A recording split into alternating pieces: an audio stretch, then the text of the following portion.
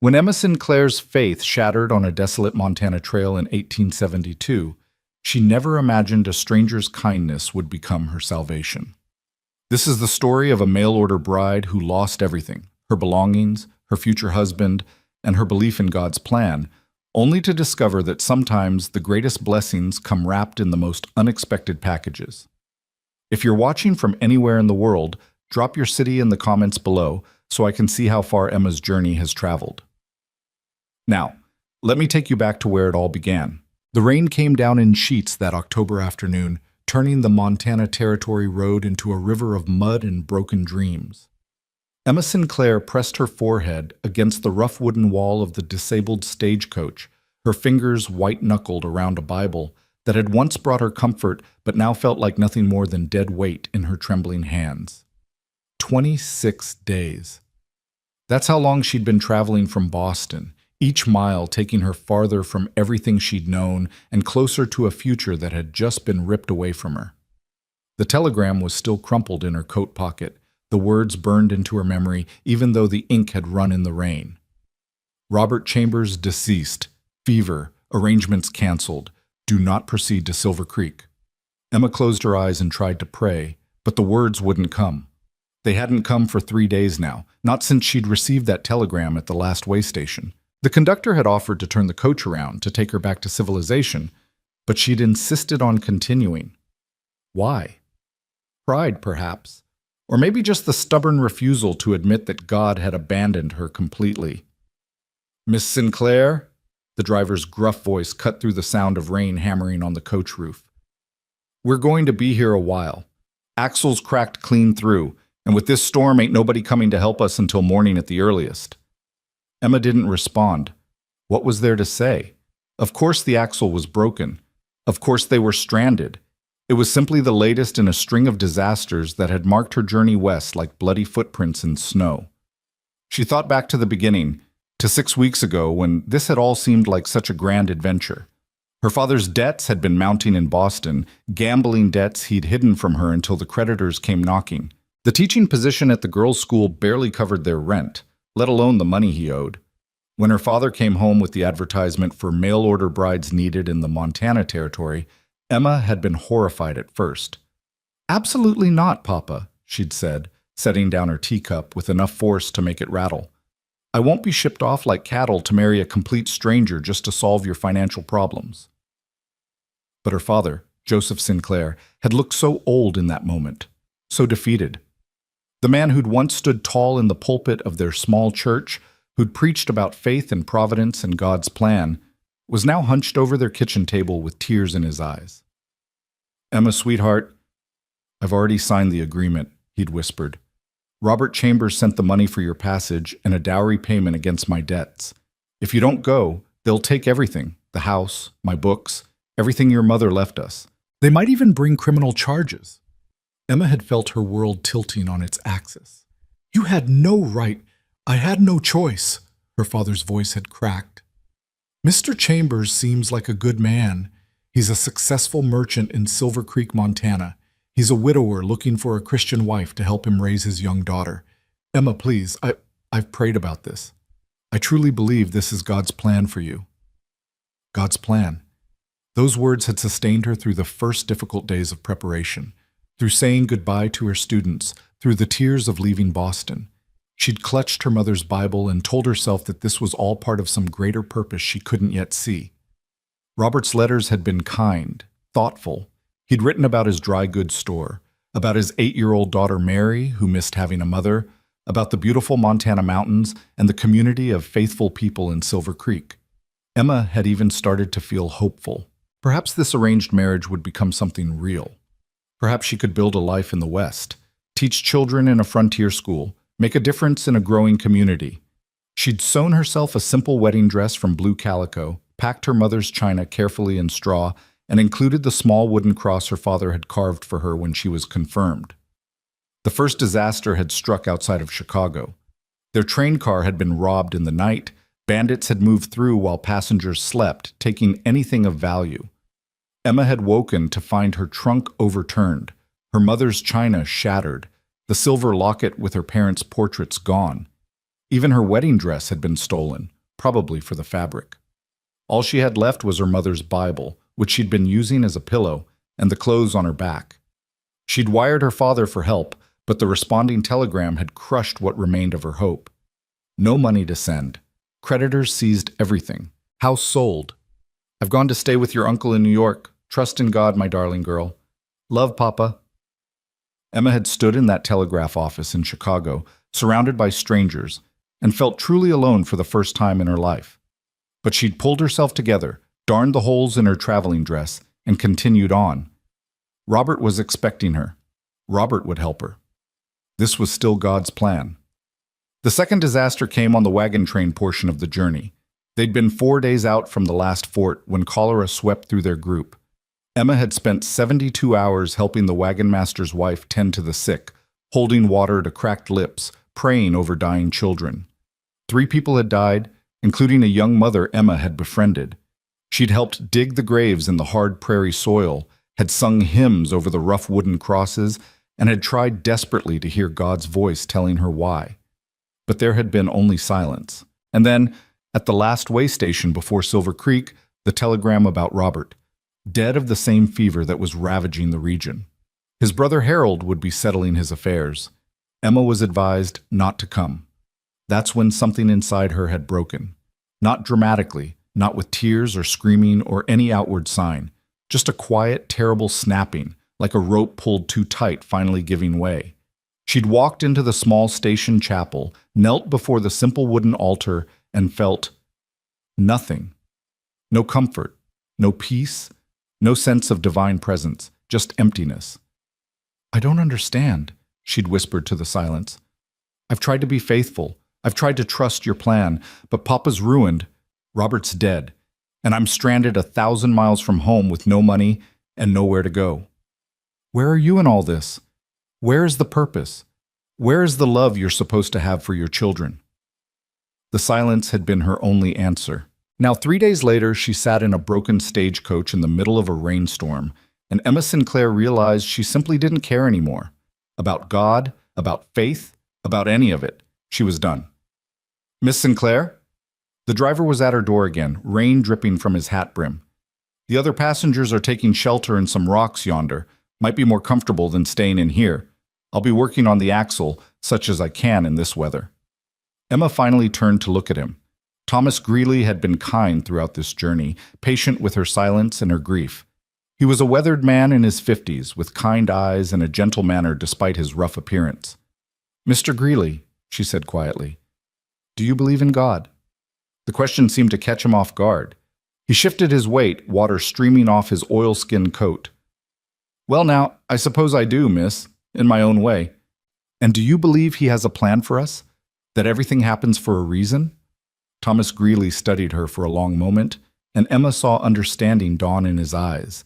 He'd witnessed her disasters one by one. He'd delivered that final terrible telegram. I believe, he said slowly, that life is hard, Miss Sinclair, especially out here. I've seen good people suffer and bad people prosper. I've seen children die and scoundrels live to old age. If there's a plan, it's beyond my understanding. He paused, then added, but I've also seen unexpected kindnesses, strangers helping strangers, people finding strength they didn't know they had. Maybe that's God working, or maybe it's just people being decent. Either way, it's worth holding on to. Emma wanted to argue, but she was too tired. Instead, she gathered her carpet bag, containing only her Bible, a spare blouse, and the wooden cross, and stepped down from the coach. The mud immediately sucked at her boots, and the rain soaked through her cloak within seconds. The rocks are that way, miss, Thomas pointed. About 50 yards. You'll see the others. But Emma didn't head toward the rocks. Instead, she found herself walking in the opposite direction, away from the broken stagecoach, away from the other passengers, away from everything. She didn't know where she was going. She just needed to be alone. The prairie stretched out before her, gray and endless under the storming sky. The rain plastered her hair to her face, and her skirts grew heavy with mud and water. She walked until she couldn't see the coach anymore, until there was nothing but the storm and the vast, indifferent landscape. Finally, Emma's legs gave out. She sank to her knees in the mud, the rain pouring down on her, and let out a sound that was half sob, half laugh.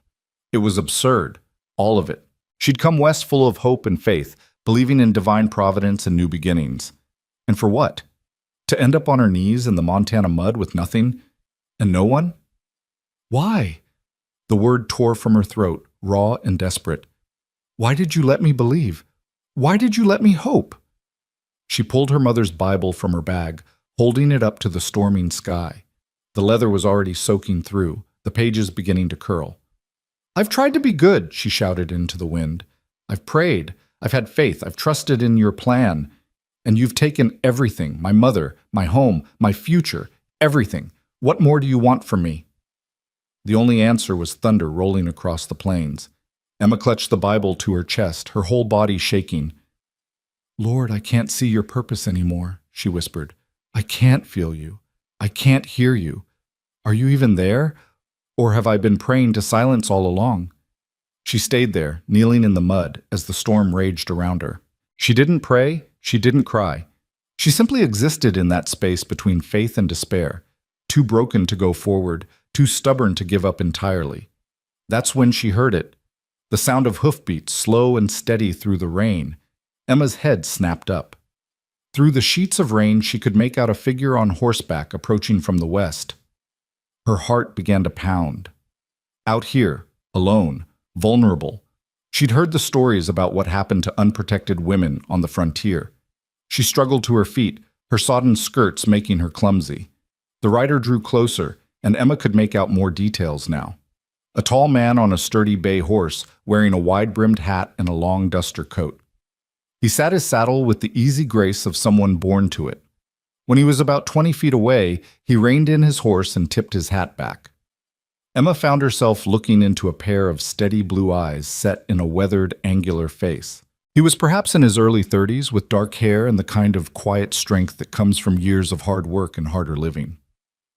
"Miss," he called out, his voice cutting through the storm. "You shouldn't be out here alone." Emma wanted to laugh at the absurdity of that statement. Where exactly should she be? But something about his tone, concerned rather than threatening, made her pause. "I'm fine," she called back, though they both knew it was a lie. She was soaked to the bone, covered in mud, miles from anywhere in the middle of a storm. The cowboy, because that's clearly what he was, studied her for a moment. Then he slowly dismounted, moving with deliberate care as if not to spook her. He left his horse's reins loose, and Emma noticed the animal was well trained enough to stand without being tied. "I don't mean to intrude, ma'am," he said, closer now, "but I saw the broken stage about half a mile back. Figured I'd check for anyone in trouble." His eyes took in her condition, and something like pity flickered across his face before he mastered it. "You look like you could use some help." "I don't need help," Emma said, her pride making one last stand. I needed some air." This time he did smile, just a little. Some air? In a rainstorm? While kneeling in the mud? Despite everything, Emma felt heat creep up her neck. It did sound ridiculous when he put it that way. She looked down at herself, at her ruined dress, her muddy hands still clutching the Bible, her hair hanging in wet ropes around her face. What a picture she must make. "I was praying," she said, though the words tasted like ashes in her mouth. The cowboy's expression softened. Must have been some powerful prayer to need this much space. "It was a goodbye," Emma said quietly, surprised at her own honesty. "To God, to faith, to all of it." She expected judgment, or perhaps one of those well-meaning but ultimately useless platitudes people always offered when faith wavered. Instead, the cowboy simply nodded slowly. "That kind of goodbye," he said. "I've made a few of those myself." Something in his tone made Emma look up at him again, really look. His eyes held a depth of understanding that suggested he wasn't just being polite. He'd been where she was. He knew what it felt like to stand in the storm and rage at heaven. "The stage won't be fixed until tomorrow at the earliest," he said after a moment. "And this storm's not letting up. My family's ranch is about 3 miles northwest of here. You'd be welcome to dry off, get a warm meal, maybe some sleep in an actual bed." Every sensible part of Emma's brain screamed at her to refuse. Never go with a strange man to an isolated location. It was one of the first rules of frontier survival. But as she stood there, shivering in the rain, exhausted beyond measure, she found she didn't much care about sensible anymore. "Why would you help me?" she asked. "You don't know me." "Don't need to," he replied simply. "You need help, and I can provide it. Seems pretty straightforward to me." He paused, then added with a slight smile, "Also, my mother would skin me alive if she found out I left a lady standing in the rain. Martha Dawson doesn't tolerate poor manners." Despite everything, Emma felt a smile tug at her lips. "Dawson?" "Colt Dawson, ma'am." He touched his hat brim in a gesture that was somehow both formal and friendly. "Of the Dawson Creek Ranch." "Emma Sinclair," she heard herself say. "Of nowhere, apparently." Something flickered in Colt's eyes. Recognition, perhaps, or sympathy. He didn't press for details, just gestured toward his horse. "Can you ride, Miss Sinclair?" "I can." That much was true. Her father had kept a horse when she was young, before the debts mounted. She'd been a fair rider once upon a time. "Good. We'll stop by the stage to let the driver know where you've gone. Don't want anyone thinking I've kidnapped you. And then head to the ranch." As Colt helped her into his saddle and then swung up behind her, his arms coming around her to grasp the reins, Emma found herself wondering if she'd lost her mind completely. She was riding off into a storm with a strange man based on nothing but a gentle manner and kind eyes. But as they started moving through the rain, Emma realized something. She felt the first faint stirrings of hope. Not faith. Faith was still lying shattered somewhere back in that mud. But hope. The hope that maybe, just maybe, she wouldn't have to face tomorrow alone. Colt Dawson kept his horse to a steady walk, mindful of his passenger. He could feel her shivering against him, her entire body tense with cold and exhaustion. She held herself carefully, trying not to lean against him, but every few minutes her strength would fail and she'd sway backward. Each time, he'd steady her without comment. They stopped briefly at the stage, where Thomas Greeley's relief was palpable. "Thank the Lord," the driver said, looking up at Emma. "I was about to organize a search party, Miss Sinclair. You gave me a terrible fright." "I apologize, Mr. Greeley," Emma said, and she meant it. The man had been kind to her. He didn't deserve the worry. "Mr. Dawson has offered shelter at his ranch until the repairs are complete." Thomas looked at Colt with assessing eyes. "Dawson Creek Ranch?" "Yes, sir." "I know your mother Martha," Thomas said, and his posture relaxed completely. "Good woman. Fine family." He nodded to Emma. "You'll be well cared for, miss. I'll send word there tomorrow, once we've got the stage sorted." As they rode away from the broken coach, Colt felt Emma's shivering intensify. The rain was relentless and the temperature was dropping as evening approached. He urged his horse, Ranger, into a faster pace. "Not much farther," he said, close to her ear so she could hear him over the storm. 10 more minutes." Emma didn't respond, but he felt her nod slightly. Colt found himself curious about this woman who'd been kneeling in the mud, saying goodbye to God. Her accent marked her as Eastern educated, probably Boston or New York. Her clothes, though ruined now, had been quality once. And that Bible she'd been clutching, the way she held it suggested it meant something, even if her faith didn't anymore. He knew that feeling, knew it intimately. He'd said his own goodbye to God 7 years ago, standing over his father's grave, then again 3 years later in a Confederate field hospital. It had taken a long time, and a minor miracle, to find his way back. Maybe that's why he'd felt compelled to help this stranger. He recognized a fellow traveler on the broken road. The ranch house finally came into view through the rain, and Colt felt his passenger sag with relief. It wasn't much to look at from the outside. A sturdy 2-story structure built from local timber and stone, with a wide front porch and smoke curling from 2 chimneys. But after the disaster of the past weeks, Emma thought it looked like paradise. Colt dismounted first, then helped Emma down. Her legs nearly gave out when her feet touched the ground, and he had to steady her with a hand on her elbow. "Easy now," he said. "You're safe." The front door burst open, and a woman appeared in the lamplight, 50s or early 60s, Colt's mother clearly, with the same blue eyes and strong features. She took one look at Emma and immediately sprang into action. "Colton James Dawson, what in heaven's name? Get that poor girl inside this instant. She's half frozen." "Yes, ma'am," Colt said, but he was grinning. "Mama, this is Miss Emma Sinclair. Stage broke down about 3 miles south. Miss Sinclair, my mother, Martha Dawson." But Martha was already herding Emma inside, clucking like a mother hen. "Don't just stand there, Colt. Get a fire going in the guest room. And tell Rosa we need hot water for a bath. Lots of it. Poor child, you're soaked through." Emma found herself swept into a warm, lamp-lit home that smelled of bread and wood smoke. There was a large sitting room with comfortable furniture, bright rag rugs on the wooden floors, and framed photographs on the walls. Through an archway, she could see a dining table set for supper.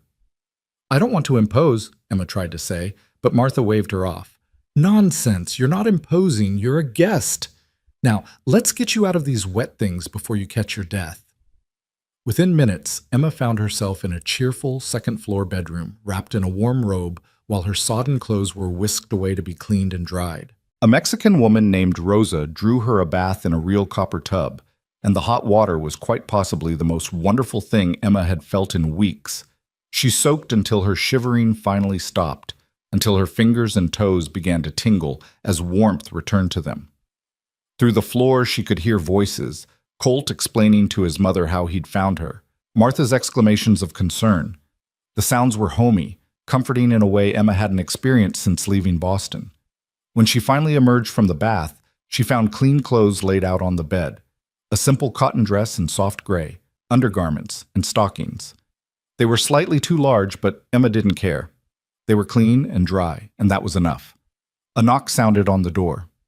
"Miss Sinclair, are you decent?" Martha's voice called.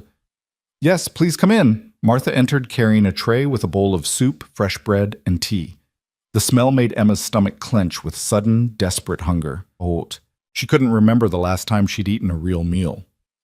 "Thought you might appreciate something warm before coming down for supper," Martha said, setting the tray on a small table by the window. "Though, if you'd prefer to rest, I can have Rosa bring up a full meal later." "You're too kind," Emma said, her voice catching slightly. "I don't know how to thank you." Martha studied her with those keen blue eyes, so like her son's, and Emma had the uncomfortable feeling of being seen right through. But when the older woman spoke, her voice was gentle. "No thanks needed, dear. We help who we can out here. That's how folks survive in this country." She moved toward the door, then paused. "The dress fits well enough?" "It's perfect. Is it yours?" "Was my daughter's," Martha said, and something sad flickered across her face. "Catherine. She died 3 years back, fever. About your size, she was." "Oh, I'm so sorry." "Don't be sorry for wearing her things," Martha interrupted firmly. "Does my heart good to see them used? Catherine would have liked that." She smiled then, warm and genuine. "You rest now, Emma. May I call you Emma?" "Please do." "Good. And you call me Martha. None of this Mrs. Dawson business. Makes me feel old. Come down when you're ready, or don't if you need sleep more than food. Either way, you're welcome here as long as you need." After Martha left, Emma ate the soup slowly, savoring every bite. It was simple fare, chicken broth with vegetables and rice, but it tasted like the finest meal she'd ever had. The bread was fresh and still warm, the tea sweet with honey. As she ate, Emma found herself studying the room. It was clearly a daughter's room, preserved with loving care. There were books on a shelf, Shakespeare, Tennyson, even some penny dreadfuls. A sampler on the wall proclaimed "God is love" in careful cross-stitch. A pressed flower in a frame sat on the dresser. Emma walked over to study a small photograph on the bedside table. A young woman, maybe 20, with Martha's strong features and Colt's eyes. She was smiling at the camera, and there was something mischievous in her expression, something that suggested she'd found humor in the serious business of sitting for a portrait. "She was beautiful," Emma whispered to the empty room. This family had lost someone they loved. They'd faced their own disasters, their own grief. Yet here they were, opening their home to a complete stranger, offering kindness without expectation of return. Emma set down the photograph and sank onto the bed. For the first time in days, maybe weeks, she felt the tight knot in her chest begin to loosen slightly. Not gone, not by a long shot, but looser, breathable. She lay back on the clean sheets, intending just to close her eyes for a moment, but exhaustion pulled her down like a riptide, and within seconds, Emma Sinclair was asleep. She woke to darkness and momentary panic. Where was she? The stagecoach? The way station? Then memory returned, along with the scent of wood smoke and faint sound of voices from downstairs. A glance at the window showed full dark outside. She'd slept for hours. Emma sat up, running her hands through her hair, which had dried into a tangled mess. There was a brush on the dresser, Catherine's brush, and Emma hesitated only a moment before using it. As she worked through the tangles, she studied her reflection in the small mirror. The woman looking back seemed like a stranger, thinner than she remembered, with shadows under her eyes and a hardness around her mouth that hadn't been there 2 months ago. When had she started looking so worn? "You've survived," she told her reflection quietly. "That's something." A soft knock interrupted her thoughts. "Miss Sinclair? Emma?" It was Colt's voice, carefully respectful through the door. "Mama wanted me to check if you were awake." "There's supper if you're hungry, or we can let you sleep." Emma opened the door to find him standing in the hallway, lamplight casting his shadow long against the wall. He'd changed into clean clothes, simple canvas pants and a cotton shirt, and his dark hair was still damp from washing. He looked younger somehow, less intimidating without the hat and rain-soaked duster. "I'm sorry I slept so long," she said. "I didn't mean to." "Nothing to apologize for," Colt interrupted gently. "You needed rest, but Mama's made pot roast, and she'll be offended if you don't at least try some. Fair warning, she shows love through feeding people." Despite herself, Emma smiled. "Then I'd better not offend her." Downstairs, she found the dining table set for 3. Martha bustled in from the kitchen, carrying a platter of roast beef surrounded by potatoes and carrots, and the smell made Emma's mouth water despite the soup she'd eaten earlier. "There you are," Martha said cheerfully. "Sit, sit. You're far too thin, child. We'll have to remedy that." The meal was wonderful, simple ranch cooking, but prepared with care and served with warmth. Martha kept up a running conversation about the ranch, the neighbors, the weather, anything and everything except what Emma was doing traveling alone to Montana. Colt ate mostly in silence, but Emma caught him watching her occasionally with those thoughtful blue eyes. After dinner, they moved to the sitting room where a fire crackled cheerfully in the stone fireplace. Martha settled into her rocking chair with some mending, and Colt took a seat near the hearth, long legs stretched out toward the warmth. Emma chose the sofa, suddenly uncertain. These people had been nothing but kind, but she was still a stranger in their home. What did they expect from her? How long would they allow her to stay? And where would she go when she left? As if reading her thoughts, Martha set down her mending and looked at Emma directly. "I suppose you're wondering about your situation," she said matter-of-factly. "Colt told me about the broken stage. Thomas Greeley's a good man. He'll have it fixed by tomorrow, most likely." "Yes," Emma said quietly, "though I'm not certain where I'll be going when it is fixed." There was a pause.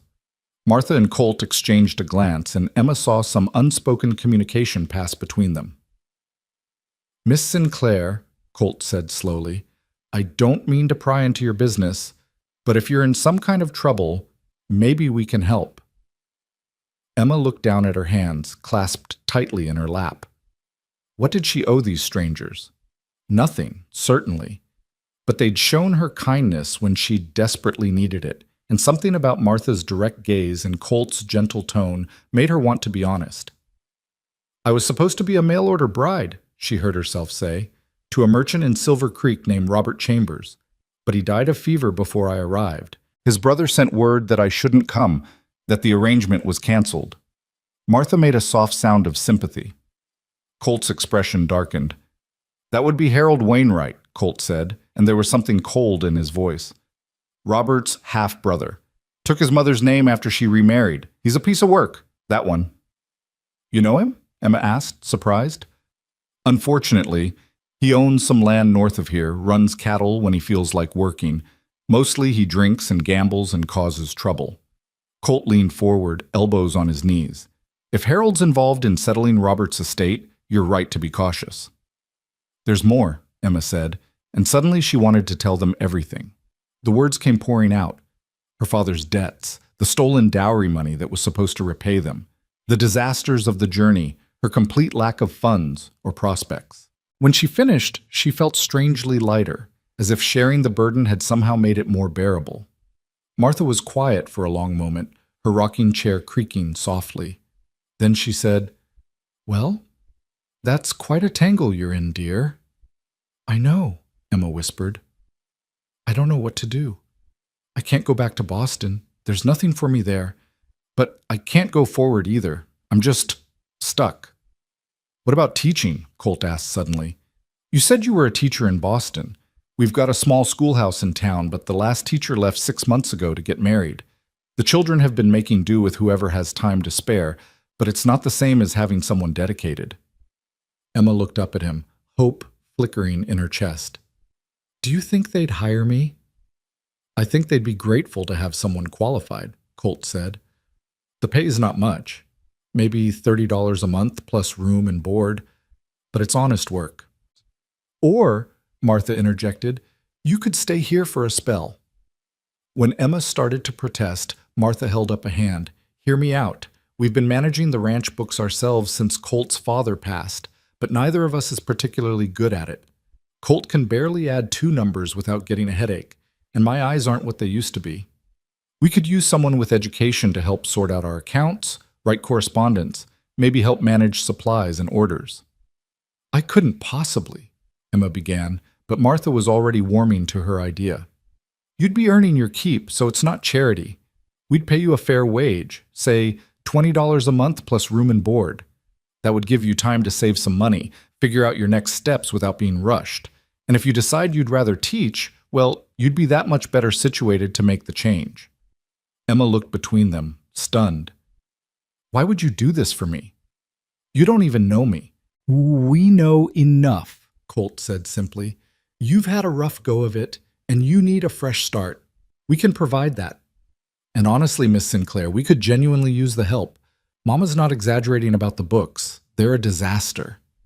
Emma felt tears prick at her eyes. It was too much, this unexpected kindness, this lifeline thrown when she'd been drowning. She'd knelt in the mud and said goodbye to God, convinced he'd abandoned her completely. And now, hours later, she was being offered exactly what she needed. But was it God? Or was it simply good people being decent, like Thomas Greeley had said? Did it matter? "I don't know what to say," she whispered. "Say yes," Martha urged gently. "Give yourself a chance, Emma. You've come all this way. Don't give up now." Emma thought about Boston, about her father's debts and her lost prospects. She thought about Robert Chambers, who she'd never known and now never would. She thought about her mother's Bible, still damp from the rain, and all the prayers that had gone unanswered. And then she thought about waking up in a warm bed, about hot soup and kind voices, about the possibility, however small, of building something new from the ruins of her old life. "Yes," she said finally. "Yes, I'll stay. Thank you. Thank both of you." Martha's face lit up with a smile that transformed her features from handsome to beautiful. "Wonderful. Oh, this will be good, Emma. You'll see." Colt stood and offered his hand to Emma. "Welcome to Dawson Creek Ranch, Miss Sinclair." Emma took his hand, feeling the calluses on his palm, the strength in his grip. "Emma, please. Just Emma." "Emma, then." He smiled, and it changed his whole face, made him look boyish despite the weathered lines around his eyes. "And you can call me Colt, seeing as we're going to be working together." As Emma settled back onto the sofa, watching the firelight dance and listening to Martha already making plans for tomorrow, she felt something she hadn't felt in weeks. Not faith. That was still too broken to name. But maybe the smallest seed of belief that things could be okay again. That she could survive this. That maybe, just maybe, the broken road had led her exactly where she needed to be. Outside, the storm was finally breaking, and through the window, Emma could see the first stars beginning to appear in the clearing sky. She turned away from them, back to the warmth of the fire and the gentle companionship of these unexpected allies, and decided that tomorrow could worry about itself. For tonight, she was safe, warm, and no longer alone. That was enough. Emma woke to the sound of roosters crowing and the smell of coffee drifting up from the kitchen below. For a moment, she lay still in Catherine's bed, watching pale morning light filter through the lace curtains, and allowed herself to simply breathe, No lurching stagecoach, no thunder of hooves or shouts of alarm, just birdsong and the distant lowing of cattle, and the peaceful sounds of a ranch coming to life. She dressed quickly in the borrowed gray dress, braided her hair with practiced efficiency, and made her way downstairs. The house was already bustling with activity. Through the kitchen doorway, she could see Martha at the stove, and a young Mexican woman, Rosa from yesterday, rolling out dough at a flour-dusted table. The warm scent of baking bread mixed with frying bacon made Emma's stomach growl audibly. "Good morning," she said from the doorway, suddenly shy. Martha turned with a wide smile, brandishing a spatula. "There you are. I was about to send Rosa to wake you. Did you sleep well?" "Better than I have in weeks," Emma admitted. "Thank you again for your kindness." "Nonsense. Now sit yourself down and have some breakfast. We've got a busy day ahead if we're going to get you properly situated." Emma took a seat at the large kitchen table, and within minutes found herself presented with a plate heaping with scrambled eggs, bacon, fried potatoes, and thick slices of buttered bread. It was more food than she'd normally eat in an entire day, but Martha stood watching with her arms crossed, clearly expecting Emma to make a substantial dent in it. "Where's Colt?" Emma asked, trying to make conversation as she ate. "Out with the hands already," Martha said, returning to the stove. "Ranch work starts before dawn out here. He'll be back around midday for dinner. That's what we call lunch out west. You'll get used to our ways soon enough." As Emma ate, Rosa moved about the kitchen with quiet efficiency, and Martha kept up a steady stream of talk about the ranch, the neighbors, the quirks of frontier life. Emma learned that Dawson Creek Ranch ran about 500 head of cattle, employed 6 full-time hands plus seasonal workers, and covered nearly 3,000 acres of prime grazing land. "My husband Samuel started this place 28 years ago," Martha said, a note of pride in her voice. "We came out with nothing but 2 mules, a wagon, and more hope than sense. Lost the first cabin to fire, nearly lost our cattle to rustlers twice, and fought drought, flood, and every disaster the good Lord saw fit to send. But we built something real here, something lasting." "It must have been difficult," Emma said softly. "Losing your husband." Martha's hand stilled for a moment over the stove. 7 years this past spring, Hart gave out while he was mending fence. Colt found him. She resumed her work, but her voice was quieter now. "Samuel was a good man, hard worker, fair boss, loving father. I miss him every day. But we honor his memory by keeping this place running, by maintaining what he built." "And Catherine?" Emma asked gently. "Colt's sister?" 3 years ago, like I said, fever swept through the territory that winter, took her in less than a week." Martha's voice cracked slightly, and she cleared her throat. 22 years old, had her whole life ahead of her. She was going to marry young Peter Jameson from the neighboring ranch, Sweet Boy. He was devastated. Emma set down her fork, her own losses suddenly feeling both smaller and larger at the same time. "I'm so sorry, Martha. I can't imagine—" "You don't have to imagine, dear," Martha interrupted, turning to face her. "You've had your own losses. Your mother, from what you said last night. Your father might as well be lost, from the sound of things. Your whole life upended. We all carry grief out here. It's part of the price of living." The older woman came to sit across from Emma, her weathered hands folded on the table. "But here's what I've learned in 61 years on this earth. Grief doesn't have to destroy you. It changes you, yes. Makes you harder in some ways, softer in others. But if you let it, it can also make you stronger, more compassionate, better able to help others who are suffering." Emma felt her throat tighten. "I don't feel very strong." "Strength isn't about feeling strong," Martha said firmly. "It's about getting up each morning and doing what needs to be done, even when your heart is breaking. You've traveled 1,000 miles alone, survived robbery and illness and heartbreak, and you're still here, still fighting. That's strength, Emma Sinclair, whether you recognize it or not." Before Emma could respond, the kitchen door swung open and Colt strode in, bringing with him the smell of horses and leather and the outdoors. His boots were dusty, his shirt stained with sweat despite the early hour, but he looked vigorously alive in a way that made Emma's breath catch slightly. "Morning, Mama. Miss Sinclair?" He grabbed a biscuit from the basket on the counter, ignoring his mother's swat at his hand. "Emma," he corrected himself with a grin. "Sorry, still getting used to the informality." "How are the cattle?" Martha asked, already preparing him a plate. Good.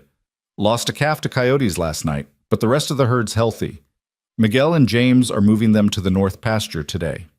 He dropped into a chair, accepting the plate his mother handed him. I rode by the stage road on my way back.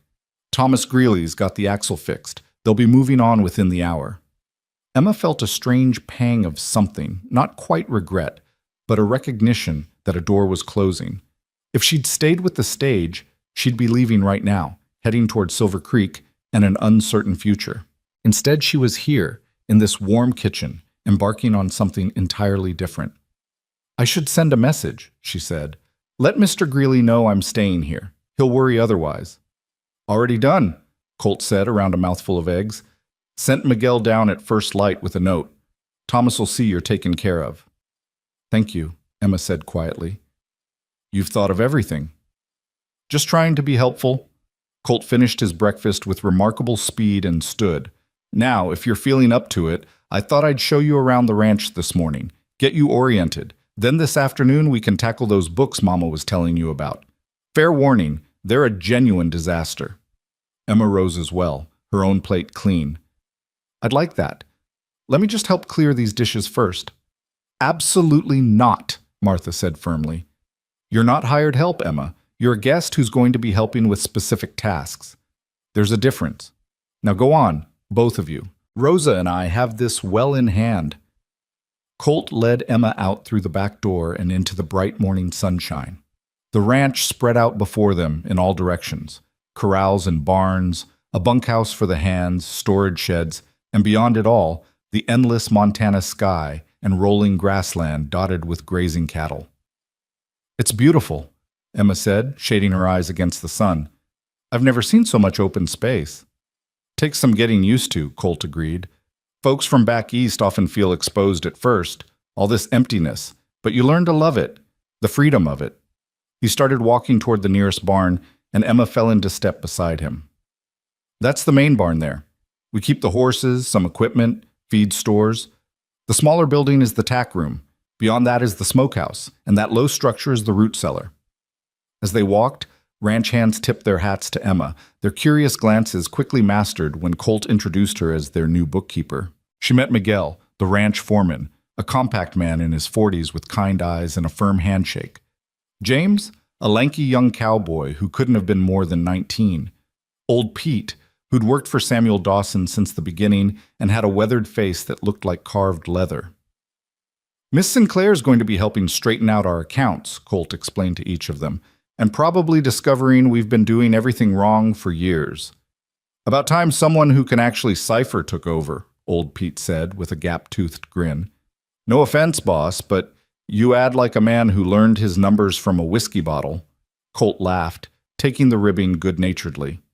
None taken, Pete. It's God's honest truth.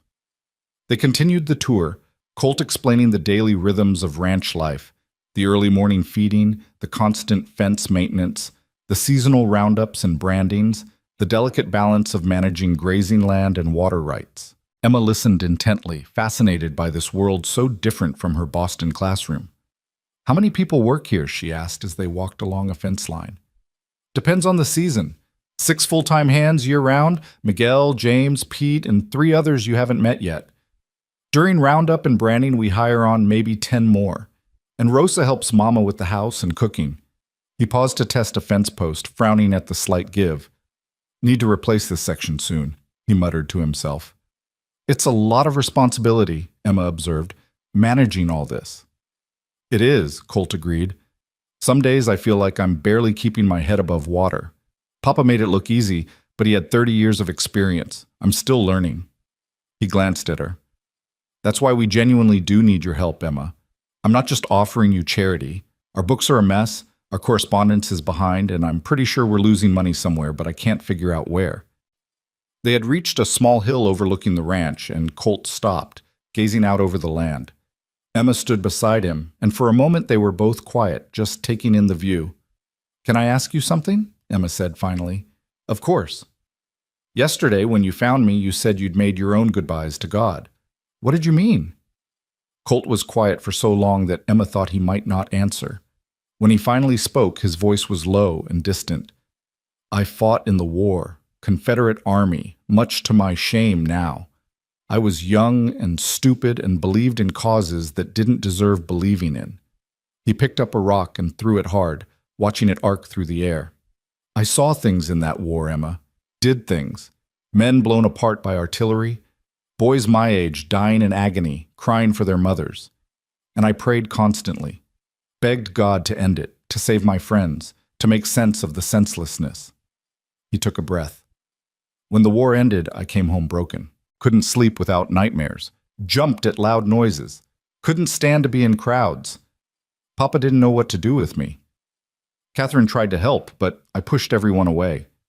And I was angry, so angry at God. Angry that he'd let the war happen, let good men die, let me survive when better men didn't. Emma waited, not speaking, letting him work through the memory. I stopped going to church, stopped praying, stopped believing there was any order or purpose to the universe. Figured we were all just stumbling through darkness, making the best of a bad situation. Colt turned to look at her then, his blue eyes serious. That lasted about 3 years. Then one winter we had a terrible blizzard, worst I'd ever seen. Cattle scattered everywhere. We were out trying to round them up before they froze or got picked off by wolves. I got separated from the others. Couldn't see more than 5 feet in any direction. My horse went lame and I knew I was in real trouble. Started to accept that I was going to die out there, and part of me was almost relieved. Figured it was what I deserved anyway. But then I heard it, a cowbell. One of our cattle, wearing the bell we put on the lead steer. I followed that sound through the storm, and it led me straight back to the ranch. I found out later that bell had fallen off 2 days before the storm. Miguel had meant to put it back on, but forgot. That bell should have been in the tack room, but somehow it was out there, ringing in the storm, leading me home. Emma felt goosebumps rise on her arms. You think God put it there? I don't know, Colt said honestly. Maybe. Or maybe it was just chance. The steer still had the bell's leather strap on. It got caught on something, started ringing in the wind. But standing in that barn afterward, warming myself by the fire, I realized something. Whether it was God or chance, I'd been given another opportunity, another chance to live, to matter, to do something worthwhile with my broken life. And I could either waste it being angry and bitter, or I could accept it and try to be better. He looked back out over the ranch. So I started over, not with blind faith like I had as a boy, but with something quieter, a willingness to believe that maybe there's purpose in the chaos, that maybe we're not alone, even when it feels like we are. Emma felt tears prick her eyes. I don't know if I can get there, she whispered. Back to belief. You don't have to, Colt said gently. Not today, not tomorrow, maybe not ever.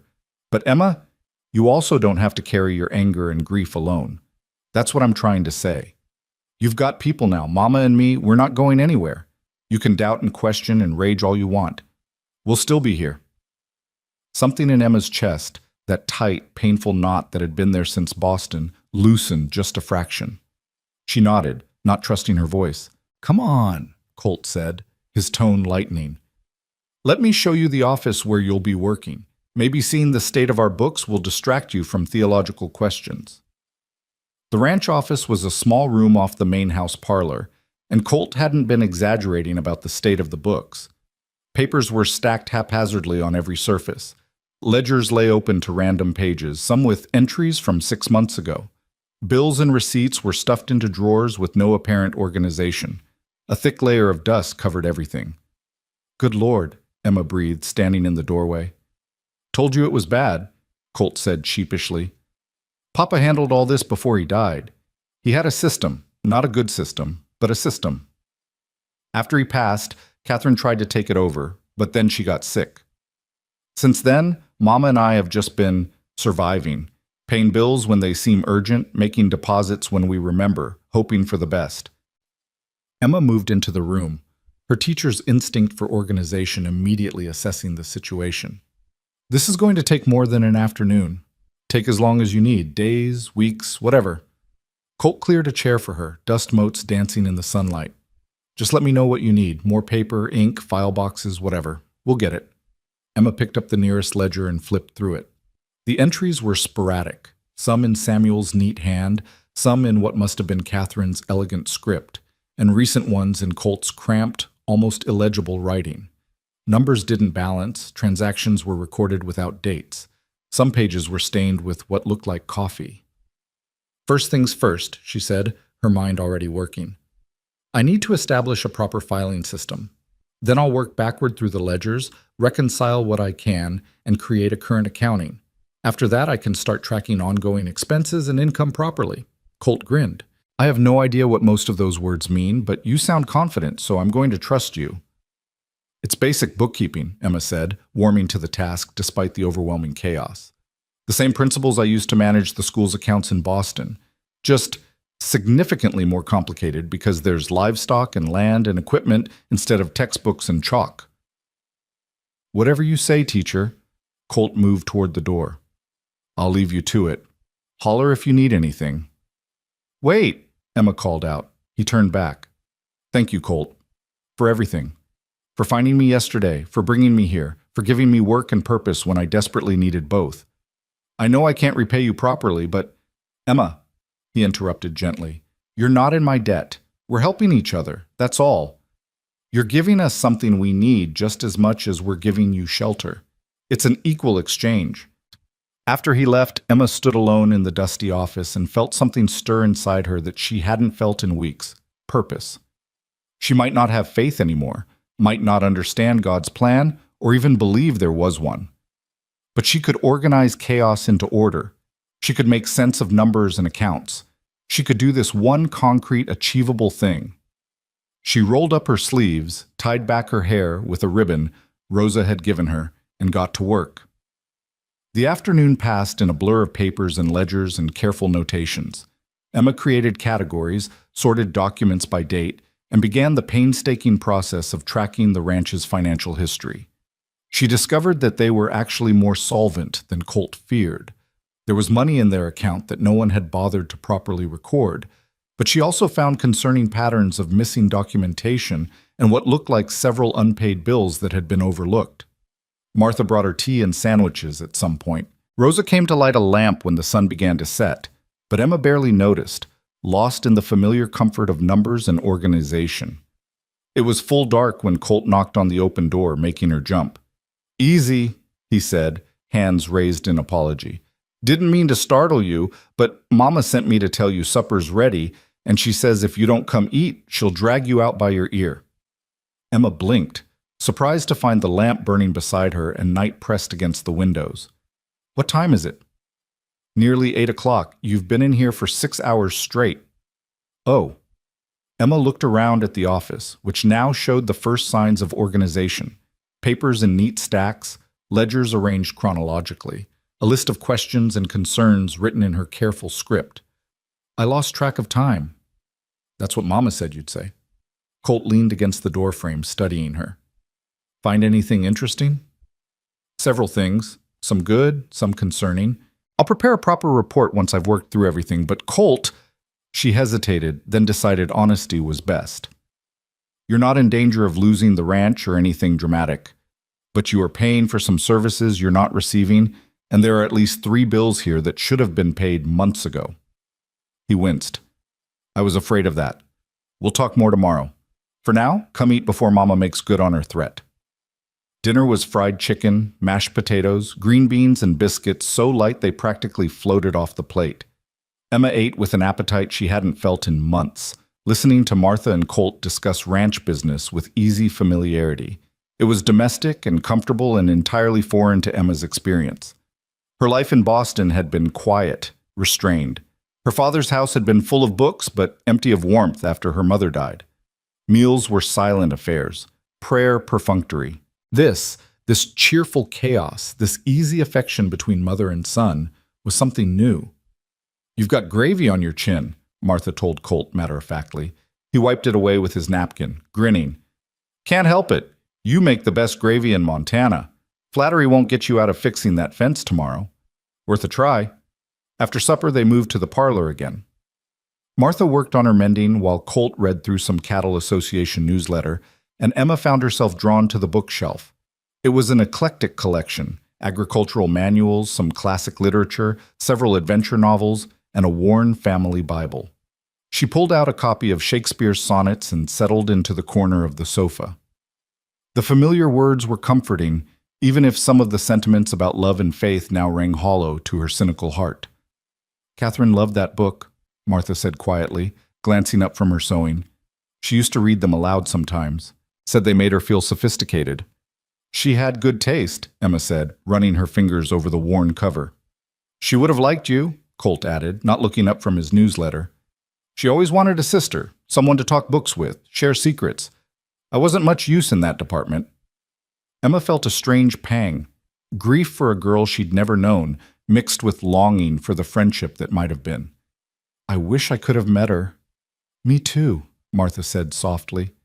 They sat in comfortable silence for a while, each absorbed in their own tasks. Outside, nightbirds called and somewhere a dog barked. Emma felt herself relaxing into the peaceful rhythm of it, her body finally releasing the constant tension she'd carried for weeks. "Emma," Martha said eventually, "I hope you don't mind my asking, but what about your father? Will he worry, not hearing from you?" Emma closed the book, her fingers marking the page. "I don't know. I sent a telegram from the last way station, telling him I'd arrived safely in Montana. That was before I received the news about Robert. I suppose I should write him again, let him know my situation has changed." "But?" Colt prompted, clearly hearing the hesitation in her voice. "But I'm angry with him," Emma admitted. "He gambled away everything we had, then sold my future to pay his debts without even consulting me. He sent me 1,000 miles away to marry a stranger, and his last words to me were to trust in God." She heard the bitterness in her own voice. "I don't know what to say to him now." Martha set down her mending, her expression thoughtful. "Anger is natural, dear. He wronged you, no question about that. But he's still your father, still the only family you have left in the world." "Is he, though?" Emma couldn't keep the edge from her voice. "He chose his gambling debts over my welfare. He shipped me off to solve his problems. That doesn't feel much like family." "No, it doesn't," Colt agreed, surprising her. Martha shot him a look, but he continued. "Emma's got a right to her anger, Mama. Not everything can be forgiven just because it's family." "I didn't say it could," Martha replied firmly, "but holding on to anger is like holding on to hot coals. Eventually, you're the one who gets burned." She looked at Emma kindly. "I'm not saying you need to forgive him today or tomorrow or even next year, but maybe write him a letter. Just tell him you're safe and settled.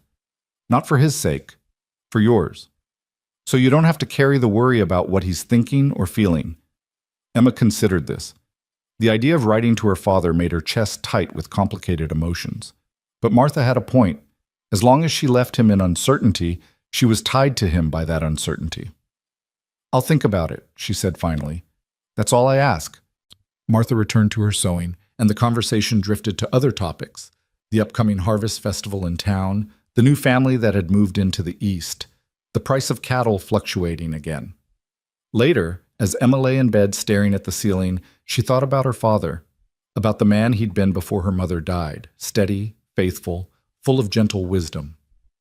And about the man he'd become after, desperate, weak, reaching for anything to fill the void. She'd been so angry, so hurt by his betrayal, but for the first time she wondered if maybe he'd been drowning too, just like her. If maybe his faith had shattered when Mama died, and he'd been flailing ever since, making terrible choices out of his own brokenness. It didn't excuse what he'd done, but maybe, eventually, it could help her understand it. The days settled into a rhythm after that. Emma rose early, helped Martha with breakfast, then spent her mornings in the office untangling the ranch's accounts. The work was challenging but satisfying, and she found herself looking forward to the daily victories. A ledger balanced, a missing payment tracked down, a vendor's overcharge identified and corrected. Afternoon she spent learning the broader operations of the ranch. Colt taught her to ride astride instead of side saddle, explaining that the latter was impractical for ranch work. She helped Martha in the garden, learning which plants thrived in Montana's climate. She wrote letters to suppliers and cattle buyers, her educated hand and proper grammar immediately improving the ranch's professional correspondence. And slowly, almost imperceptibly, Emma began to heal.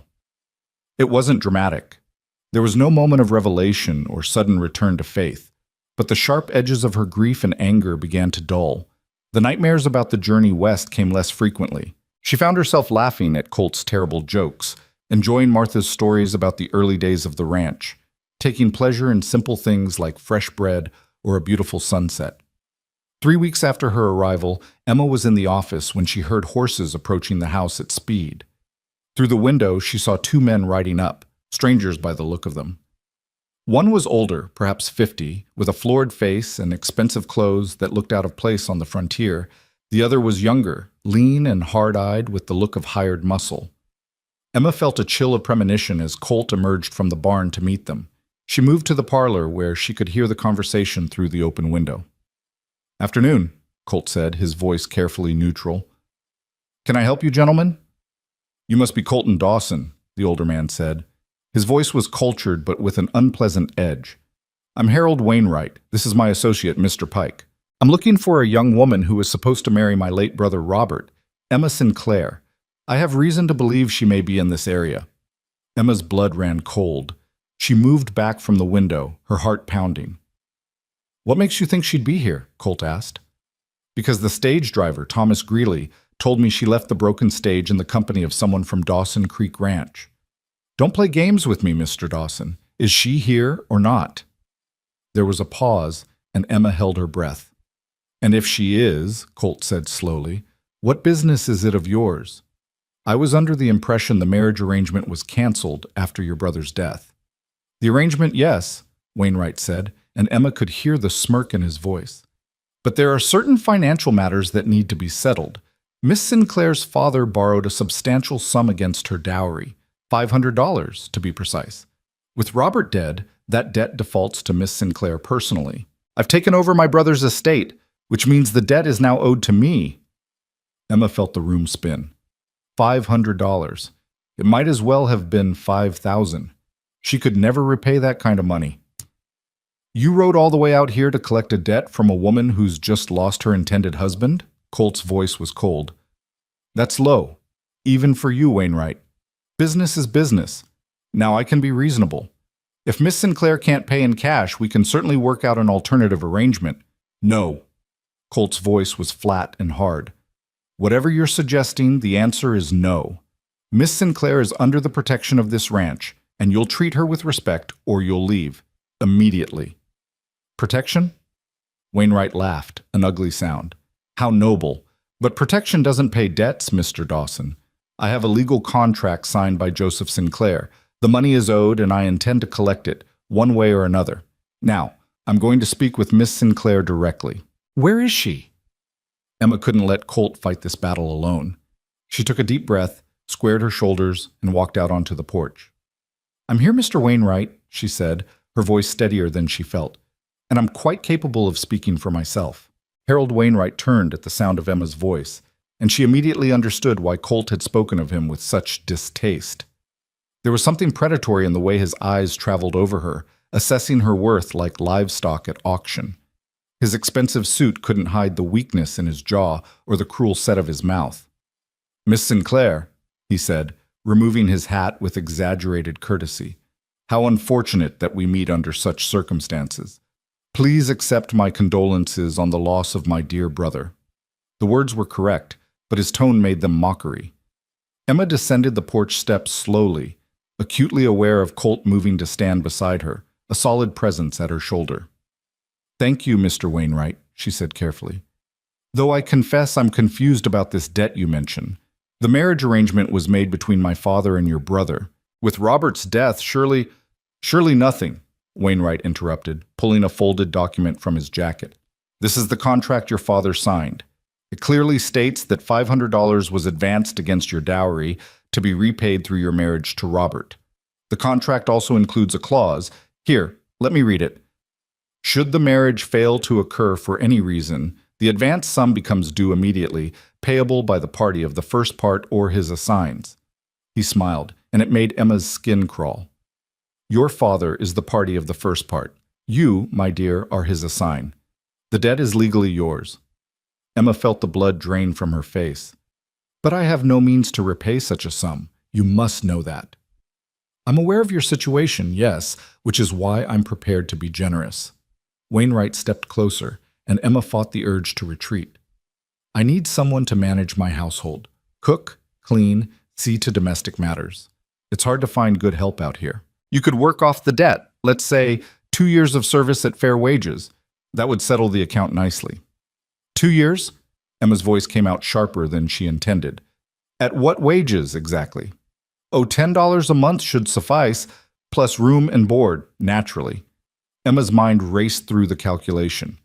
$10 a month for 24 months was only $240, less than half what was supposedly owed. That doesn't even cover half the debt.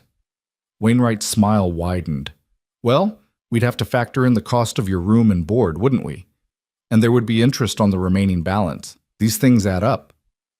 In other words, Colt said coldly, you'd keep her in perpetual servitude, always owing more than she could repay. I prefer to think of it as providing opportunity, Wainwright replied smoothly.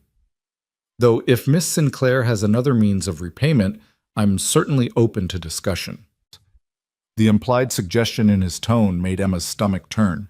Before she could respond, Martha appeared in the doorway, wiping her hands on her apron. What's all this commotion? She demanded, her sharp eyes taking in the scene.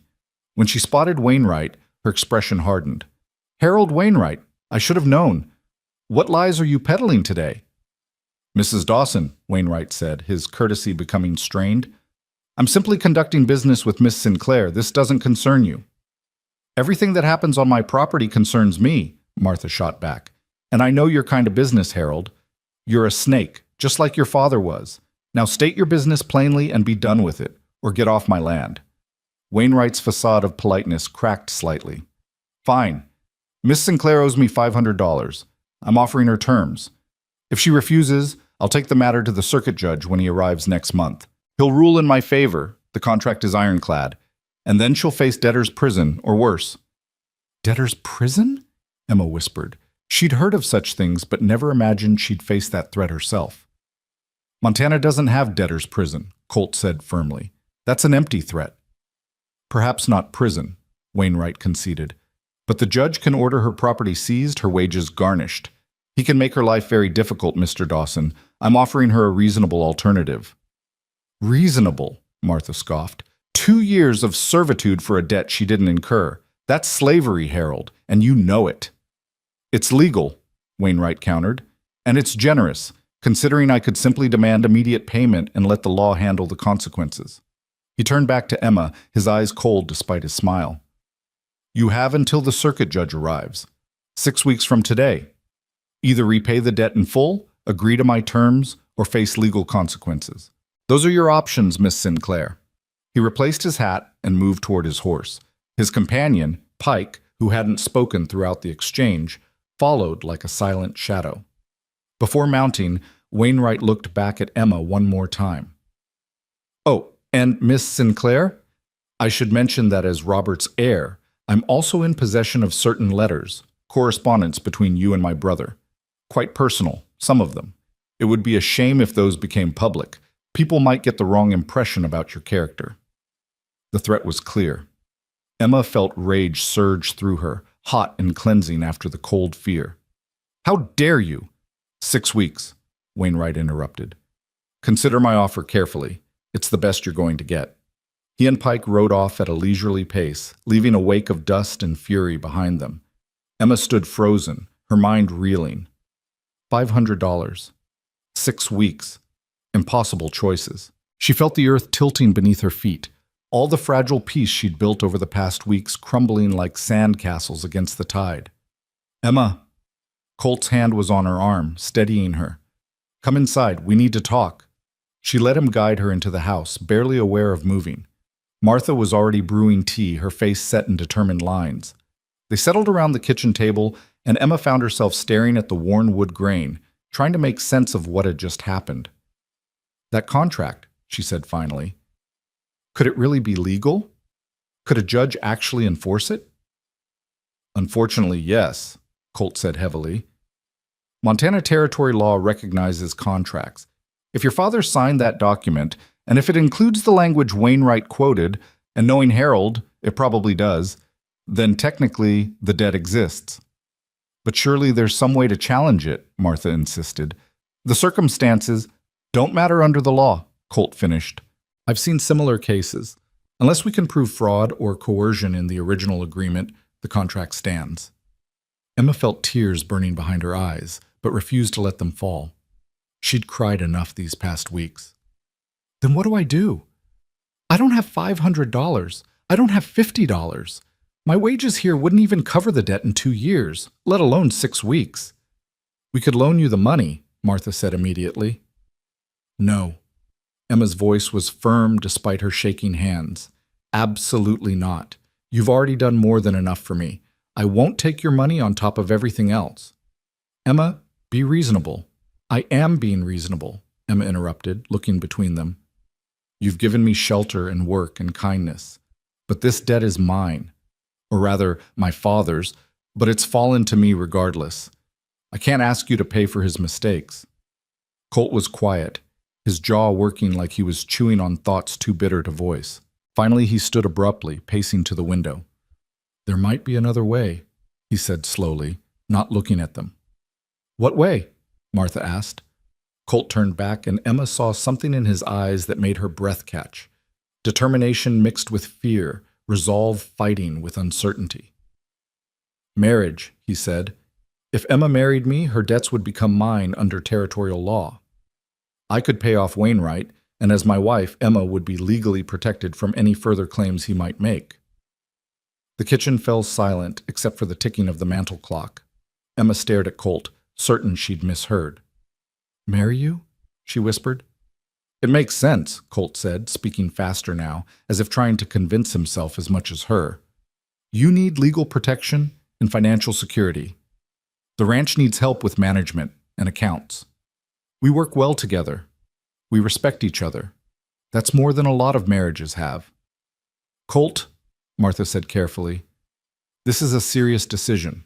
You can't just, I know it's serious, Mama. Colt's eyes never left Emma's face. I've been thinking about it for a while now, actually. Before Wainwright showed up today. Emma's heart was pounding so hard she could barely hear her own thoughts. You've been thinking about marrying me? Is that so surprising? A hint of his usual humor flickered across Colt's face. You're intelligent, capable, kind when you want to be. You make my mother laugh. The ranch hands respect you. And Emma, his voice softened. I like having you here. I like talking with you, working beside you. I like the way you argue when you think I'm wrong about something, and the way you concentrate when you're working through a problem. I like you. Liking someone isn't the same as loving them, Emma said, but her voice was shaking. No, it's not, Colt agreed. But it's a better foundation than many marriages start with. And maybe, he hesitated, vulnerability clear in his expression now, maybe over time it could become something more. Or maybe it stays comfortable companionship and partnership. Either way, you'd be safe, protected. You could build a real life here instead of running from debts or serving Wainwright like an indentured servant. Emma looked at Martha, searching for guidance, but the older woman's expression was carefully neutral. This is your decision, dear, Martha said quietly. Both of yours. I won't interfere except to say that Colt's right about one thing. You work well together, and he's a good man. He'd treat you with respect and kindness, always. But would I be trapping him? Emma turned back to Colt. Forcing him into marriage out of obligation? That's not fair to you. You're not forcing me into anything, Colt said firmly. He crossed back to the table, kneeling beside her chair so their eyes were level. Emma, I know this isn't romantic. I know it's not the marriage you imagined when you left Boston, but it could be good, real. We could make it work. Why? Emma asked desperately. Why would you do this for me? Colt was quiet for a moment, and when he spoke, his voice was low and honest. Because when I found you kneeling in that mud, saying goodbye to God, I saw myself. Saw who I'd been after the war, broken and lost and convinced there was no path forward. Someone helped me find my way back. My family, this ranch, the quiet work of building something meaningful. Maybe I can help you find your way too, and maybe, he smiled slightly, maybe you can help me keep finding mine. Emma felt tears spilling down her cheeks now, but they weren't tears of despair. They were something more complicated, Grief and hope and fear and gratitude all tangled together. "I don't love you," she said, needing him to understand. "I don't even know if I'm capable of that kind of love anymore. Everything feels broken inside me." "I know," Colt said gently. "I'm not asking for love, Emma.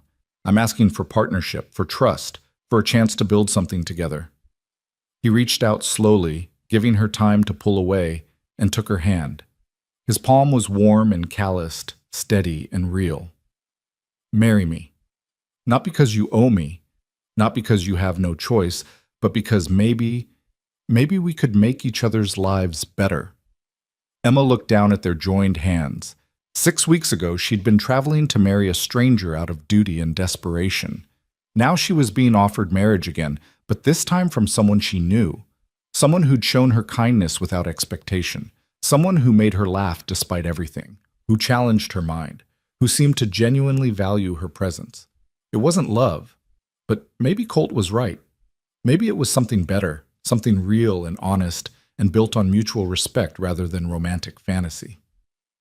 "If I say yes," she said slowly, "I need you to understand something. I can't promise to be the wife you might want someday. I'm damaged, Colt. My faith is shattered. My ability to trust is compromised. I might never be whole again." "None of us are whole," Colt replied. "We're all damaged in some way. The question is whether we're damaged alone or damaged together." He squeezed her hand gently. "Say yes, Emma. Give us both a chance." She looked into his blue eyes and saw no deception, no hidden agenda, just honest hope and quiet strength and a willingness to take a risk on someone as broken as herself. "Yes," she whispered. "Yes, I'll marry you." Colt's smile transformed his face, and for just a moment Emma saw the young man he must have been before war and loss carved lines around his eyes. He stood, pulling her up with him, and before she quite knew what was happening, he'd wrapped her in a careful embrace. "Thank you," he murmured against her hair. "I promise you won't regret this." Emma let herself lean into the embrace, drawing strength from his solid presence. She didn't know if he was right about not regretting it, but she knew she was choosing the best option available, and choosing it freely rather than having it forced upon her. That had to count for something. Martha was wiping her eyes with her apron, smiling through tears. "Well," she said, her voice thick with emotion, "I suppose we have a wedding to plan, though we'll need to do it quickly if we're going to beat Wainwright's deadline." "How quickly can we arrange it?" Colt asked, finally releasing Emma but keeping one hand on her arm as if afraid she might bolt. "The circuit preacher comes through in 2 weeks, Martha said. "We could have it then, if Emma's agreeable." 2 weeks. Emma felt panic flutter in her chest. 2 weeks to prepare for marriage to a man she'd known for less than a month. It was insane, reckless, completely impractical. 2 weeks is fine, she heard herself say. The next 14 days passed in a whirlwind of preparation. Martha threw herself into planning with the enthusiasm of a woman who'd thought she might never see her son married. Emma protested that a simple ceremony would be sufficient, but Martha wouldn't hear of it. "You may not have the wedding you dreamed of as a girl," Martha said firmly, "but you'll have a proper one nonetheless. My son's marriage is worth celebrating."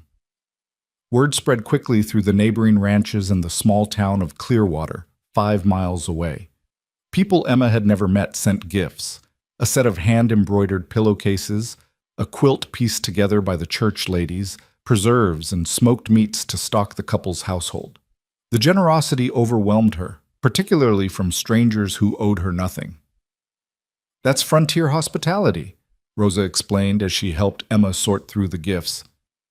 "Everyone knows how hard life is out here. We take care of each other." Colt continued his ranch work, but made time each evening to sit with Emma on the front porch, talking about their expectations for the marriage. They were awkward conversations, both of them dancing around intimate topics, but Emma appreciated his efforts to establish understanding. "I'm not expecting," Colt said one evening, his ears reddening slightly. "That is, I don't assume that you'll... What I mean is, we can take our time, with the more personal aspects of marriage. I won't rush you." Emma felt her own face heating. "Thank you. That's considerate." "It's just decent," Colt replied. "You've had enough people making demands of you. I won't be another one." They discussed practical matters too, where they would live. Colt had been staying in the main house with Martha, but there was a smaller cottage on the property, originally built for the ranch foreman. It had been empty since Miguel's wife passed, and he'd moved into the bunkhouse with the other hands. "We could fix it up," Colt suggested. "Make it our own place. Give us privacy while still being close enough to help Mama." Emma liked that idea. The cottage would be theirs. A fresh start in a new space, not haunted by memories of Catherine or Samuel. The dress proved more complicated. Emma had no money for a new gown, and her ruined blue calico was beyond repair. Martha offered her own wedding dress, but when they brought it out from storage, they discovered moths had gotten to it. 30 years in a trunk, Martha sighed, holding up the lace that crumbled at her touch. "I should have taken better care of it." "What about Catherine's things?" Emma asked hesitantly. "I've been wearing her dresses. Would it be wrong to use something of hers for the wedding?" Martha's eyes filled with tears, but she was smiling. "Catherine would love that. She was always romantic about weddings. She'd be thrilled to be part of yours." They found a beautiful blue dress in Catherine's wardrobe. Simpler than a traditional wedding gown, but elegant nonetheless. Rosa took it in at the waist and let down the hem, and Martha contributed lace from her ruined dress for the collar and cuffs.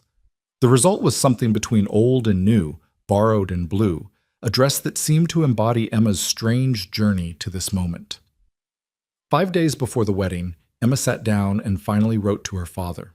The letter took hours to compose, going through several drafts before she found words that felt honest without being cruel. "Dear Papa," she wrote, "I am writing to inform you that I am safe and well in Montana Territory. The marriage arrangement with Robert Chambers ended due to his untimely death from fever. However, I have found employment keeping accounts for a ranch, and I am learning to build a life here. I do not know when or if I will return to Boston. I hope you are well, and that Uncle Henry is taking good care of you. I will write again when I am able. Your daughter, Emma." She didn't mention the debt, didn't mention her anger or hurt, didn't mention that she was about to marry a man she barely knew to escape the consequences of her father's mistakes. Let him think she was simply making her way in the world. Maybe someday she'd be ready to say more. The night before the wedding, Martha insisted Emma stay in the main house while Colt moved his things to the cottage. They'd prepared it together over the past week, scrubbing floors, painting walls, hanging curtains Rosa had sewn. It was modest but cozy, with a main room that served as kitchen and parlor, a small bedroom, and a root cellar. Martha had contributed furniture, Rosa had added colorful rugs and pottery, and the other ranch hands had built a new bed frame as their wedding gift. Emma lay in Catherine's bed for the last time, staring at the ceiling, wondering if she was making a terrible mistake. Tomorrow, she would become Mrs. Colton Dawson. She would be legally bound to a man she didn't love, living a life she'd never imagined for herself. But she wouldn't be running anymore, wouldn't be desperately alone, wouldn't be at the mercy of men like Harold Wainwright. That had to be worth something. A soft knock at the door interrupted her thoughts. "Emma, are you awake?" Martha's voice. "Yes, come in." Martha entered carrying 2 glasses and a bottle. "Elderberry wine," she explained, settling into the chair by the window. "I made it last summer. Seems like a good night to share it." She poured them each a glass, and they sipped in comfortable silence for a while. "You're afraid," Martha said finally. It wasn't a question. "Terrified," Emma admitted. "Of Colt? He'd never hurt you, Emma. I promise you that." "I know, it's not him I'm afraid of." Emma struggled to articulate the fear clawing at her insides. "I'm afraid of failing, of not being able to be the wife he deserves, of staying broken forever." Martha was quiet for a long moment. Then she set down her glass and moved to sit on the edge of the bed, taking Emma's hand. "Let me tell you something about marriage," she said. "It's not about being perfect or whole or healed. It's about showing up every day and choosing each other, even when it's hard, especially when it's hard. Samuel and I had plenty of rough years, times when we could barely stand to be in the same room. But we kept choosing each other, kept working at it, and eventually we built something strong enough to weather any storm." "But you loved him," Emma protested. "Colt and I—" "Love can come from respect and partnership," Martha interrupted gently. "Not every marriage starts with romance, Emma, but the ones that last are built on something sturdier than passion, on trust and commitment and the daily work of building a life together. You and Colt have the foundation. The rest can grow from there. And if it doesn't? Emma whispered. If I can never love him the way he deserves? Then you'll still have companionship and partnership and mutual care, Martha said firmly. That's more than many people get, dear. Don't discount it just because it's not what fairy tales promised you. Emma felt something ease in her chest. Martha was right. She'd been measuring this marriage against some impossible standard of romantic love, when what Colt was offering was something more practical and perhaps more valuable, a real partnership, honestly entered into, with clear expectations and mutual benefit. Thank you, she said quietly, for everything, for taking me in, for treating me like family, for raising a son who would offer marriage to a broken stranger. You're not a stranger anymore, Martha said, squeezing her hand. Tomorrow you become my daughter, not by blood, but by choice, and that counts just as much. After Martha left, Emma finished her wine and finally drifted into uneasy sleep. She dreamed of muddy roads and thunderstorms, of her father's disappointed face and her mother's fading smile, of a cowbell ringing through a blizzard. When she woke, dawn was breaking and her wedding day had arrived. Rosa came early to help with her hair and dress. Martha brought breakfast on a tray, though Emma could barely eat. By mid-morning, wagons and horses began arriving from neighboring ranches and town. Emma watched from the window as the ranch yard filled with people, far more than she'd expected. Everyone comes to weddings, Rosa explained, pinning flowers into Emma's braided hair. It's an excuse to celebrate, to forget hard work for a day. And everyone is curious about you, the mysterious Eastern woman who captured Colt's heart. I didn't capture anything, Emma murmured, but Rosa just laughed. That's not how they see it. To them, this is a romantic story. Mail-order bride loses her intended, is rescued by handsome rancher, falls in love. Like a dime novel. If only they knew the truth, Emma thought, but perhaps it was better this way. Let them have their romantic story. Reality was complicated enough without trying to explain it to curious neighbors. At noon, the circuit preacher arrived. A weathered man named Reverend Walsh, who'd been marrying and burying and baptizing Montana settlers for 20 years. He greeted Emma with kind eyes and asked if she was entering this marriage freely. Yes, she said, and was surprised to find she meant it. Not freely in the sense of having unlimited choices, but freely in the sense of choosing the best available option with clear eyes and honest intent. The ceremony was held outside under the wide Montana sky. Someone had strung lanterns between fence posts and scattered wildflowers across the grass. Ranch hands stood shoulder to shoulder with town merchants and neighboring ranchers. Martha presided over everything with quiet joy, her son's happiness written clear across her face. Emma walked from the house alone. She'd briefly considered asking old Pete or Miguel to give her away, but something in her rebelled at the symbolism. She wasn't being given from one man to another. She was choosing this, walking into it on her own feet. Colt waited at the makeshift altar, really just a wooden arch that James and the other young hands had decorated with pine boughs and ribbons. He wore his best clothes, his hair still damp from washing, and when he saw Emma approaching, the look on his face stopped her breath. It was awe, pure and simple. Not desire or possession or satisfaction, but genuine wonder, as if he couldn't quite believe his luck. You look beautiful, he said when she reached him, his voice quiet enough that only she could hear. Like grace itself. Emma felt tears prick her eyes. No one had ever looked at her like that before, like she was precious, valuable, worth treasuring. Thank you, she whispered. Reverend Walsh began the ceremony with a prayer that Emma couldn't focus on. She was too aware of Colt standing beside her, of his hand reaching for hers, of the weight of the moment settling onto her shoulders. When it came time for vows, she listened to Colt's voice, steady and sure, promising to honor and cherish her, to provide for her, to stand beside her through whatever came. Then it was her turn. She looked into those blue eyes that had first found her in the storm and spoke the words that would bind them together.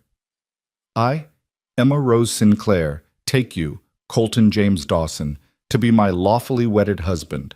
I promise to respect you, to work beside you, to build a life with you in honesty and trust. In times of plenty and times of want, in joy and in sorrow, I will stand with you, This is my vow." She'd written the vows herself, unable to speak of love she didn't feel, but willing to promise the things she could offer: respect, honesty, partnership. If Colt was disappointed by the omission of love, his face didn't show it. He smiled at her, warm and genuine, and squeezed her hands gently. "By the power vested in me," Reverend Walsh intoned, "I now pronounce you husband and wife. Young man, you may kiss your bride." Colt leaned in slowly, giving Emma time to pull away if she wanted.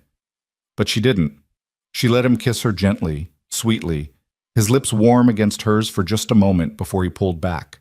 The gathered crowd erupted in cheers and applause. Someone struck up a fiddle, and suddenly the ranch yard transformed into a celebration. Tables appeared laden with food that neighbors had brought. Someone rolled out a barrel of beer. The music shifted to something lively, and people began to dance. Emma found herself swept into the festivities, passed from one well-wisher to another, receiving congratulations and advice and countless blessings. It was overwhelming, but also heartwarming. This community of near strangers celebrating her marriage as if she'd lived among them for years. Martha caught Emma during a lull in the congratulations, pressing a cool glass of lemonade into her hand. "Drink," she commanded gently. "You look flushed. It's a lot to take in, isn't it?" Emma nodded, grateful for the momentary respite from the crush of well-wishers.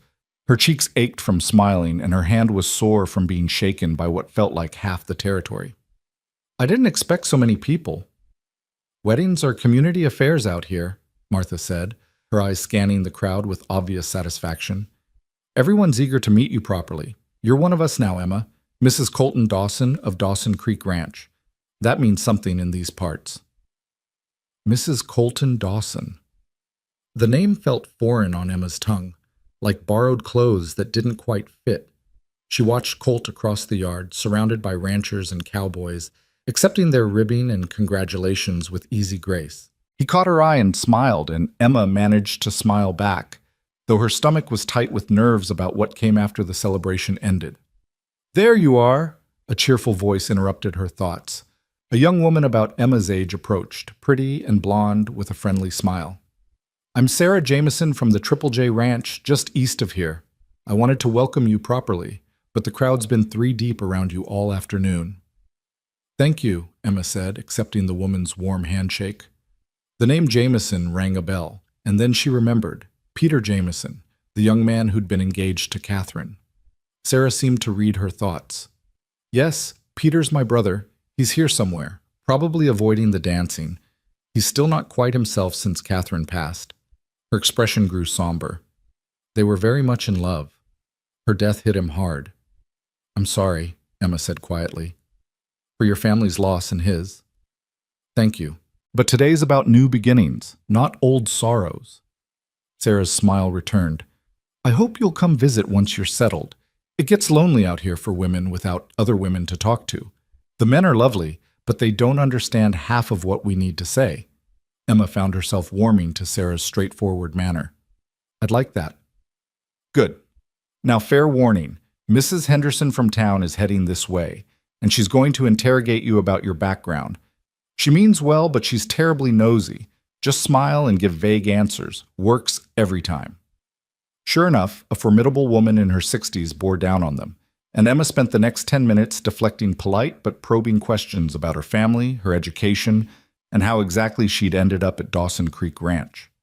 Sarah stayed beside her, occasionally steering the conversation to safer topics, and Emma felt a rush of gratitude for this unexpected ally. As the afternoon wore on, Emma began to relax into the celebration. The food was abundant and delicious: roasted meats, fresh bread, pies, and cakes, contributed by a dozen different households. The music was lively, played by a rotating group of fiddlers and guitar players who seemed to know every dance tune ever written. Children ran wild between the adults, their laughter punctuating the conversations and music. Old Pete cornered Emma near the food tables, his weathered face creased in a smile. "You did good, Miss Emma. I mean Mrs. Dawson. Colt's been needing someone like you. Boy works too hard, takes everything too serious. You'll be good for him." "I hope so," Emma said, meaning it. "He's been very kind to me." "He's a good man. Carries a lot of weight, though, losing his pa, then his sister, trying to keep this place running. He needs someone to share the load." Pete's eyes twinkled. And between you and me, it's nice to see the books actually balanced for once. You've done more in 3 weeks than any of us could have managed in 3 years. Emma felt a flush of pride. The ranch accounts were finally in order, every transaction recorded, every bill paid or noted as pending. It had been satisfying work, bringing order from chaos. As evening approached, someone produced a camera, a rare and expensive item on the frontier. The photographer, a serious young man from town named Mr. Ashworth, arranged Emma and Colt in front of the decorated arch for a formal portrait. Emma stood stiffly, acutely aware of Colt's arm around her waist, of the way he stood slightly protective at her side. "Smile, Mrs. Dawson," Mr. Ashworth called out. "This is a happy occasion." Emma tried, but the smile felt forced. Colt must have sensed her tension because he leaned down and whispered, "Just think about Harold Wainwright's face when he finds out you're married. That should make you smile." Despite herself, Emma laughed, and the camera shutter clicked at that exact moment, capturing genuine amusement instead of nervous formality. After the photograph, Miguel approached with a guitar, and the crowd quieted. "A song for the bride and groom," he announced, and began to play something slow and sweet, singing in Spanish. Emma didn't understand all the words, but the melody was beautiful, and the emotion behind it clear, a song about love found unexpectedly, about two souls finding home in each other. "Dance with your wife, Colt," Martha called out, and suddenly Emma found herself pulled into Colt's arms as the crowd formed a circle around them. "I should warn you," Colt murmured as they began to move. "I'm not much of a dancer." "Neither am I," Emma admitted. She'd learned basic steps at her finishing school, but that felt like another lifetime. They moved awkwardly at first, Colt counting under his breath, Emma trying to follow his lead. But gradually, they found a rhythm, and Emma discovered it wasn't so different from their other collaborations. A matter of paying attention, adjusting to each other, working together toward a common goal. "You did beautifully today," Colt said quietly, his breath warm against her ear. "I know this isn't easy for you." "It's not so bad," Emma replied, and was surprised to find it was mostly true. The ceremony had been nerve-wracking, but the celebration felt genuine. These people were welcoming her not because they had to, but because they wanted to. It was more than she'd expected, more than she felt she deserved. "I meant what I said earlier," Colt continued, "about you looking like Grace. You took my breath away walking toward me." Emma felt her cheeks heat. She wasn't used to compliments, especially such sincere ones. "The dress is Catherine's, and Martha's lace. I'm just borrowing—" "It's not the dress," Colt interrupted gently. "It's you. The strength in your eyes, the way you hold yourself. You've been through hell, Emma, but you're still standing, still fighting. That's beautiful." Emma didn't know how to respond to that, so she simply let herself lean a little closer, let herself take comfort in his solid presence. Around them, other couples had joined the dance, and the circle had dissolved into a general celebration of movement and music. When the song ended, Colt released her reluctantly, and Emma was immediately claimed by Miguel for the next dance, then James, then several other ranch hands and neighbors.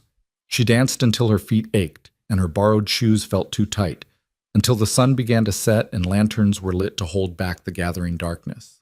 The evening took on a magical quality as twilight deepened into night. The lanterns cast warm pools of light across the yard. Someone lit a bonfire, and people gathered around it, telling stories and jokes that grew progressively more risque as the evening wore on and the beer barrel ran lower. Children curled up on blankets, fighting sleep. The older folks settled into chairs brought out from the house, content to watch and talk quietly. Emma found herself sitting on a hay bale near the fire, Sarah on one side and Martha on the other, listening to the men argue good-naturedly about cattle prices and grazing rights, and which breed of horse was superior. It was comfortable in a way she'd never experienced, this casual intimacy of community. People gathered not because they had to be, but because they wanted to share in each other's joy. "You'll do fine here," Sarah said quietly, apparently reading Emma's thoughts again.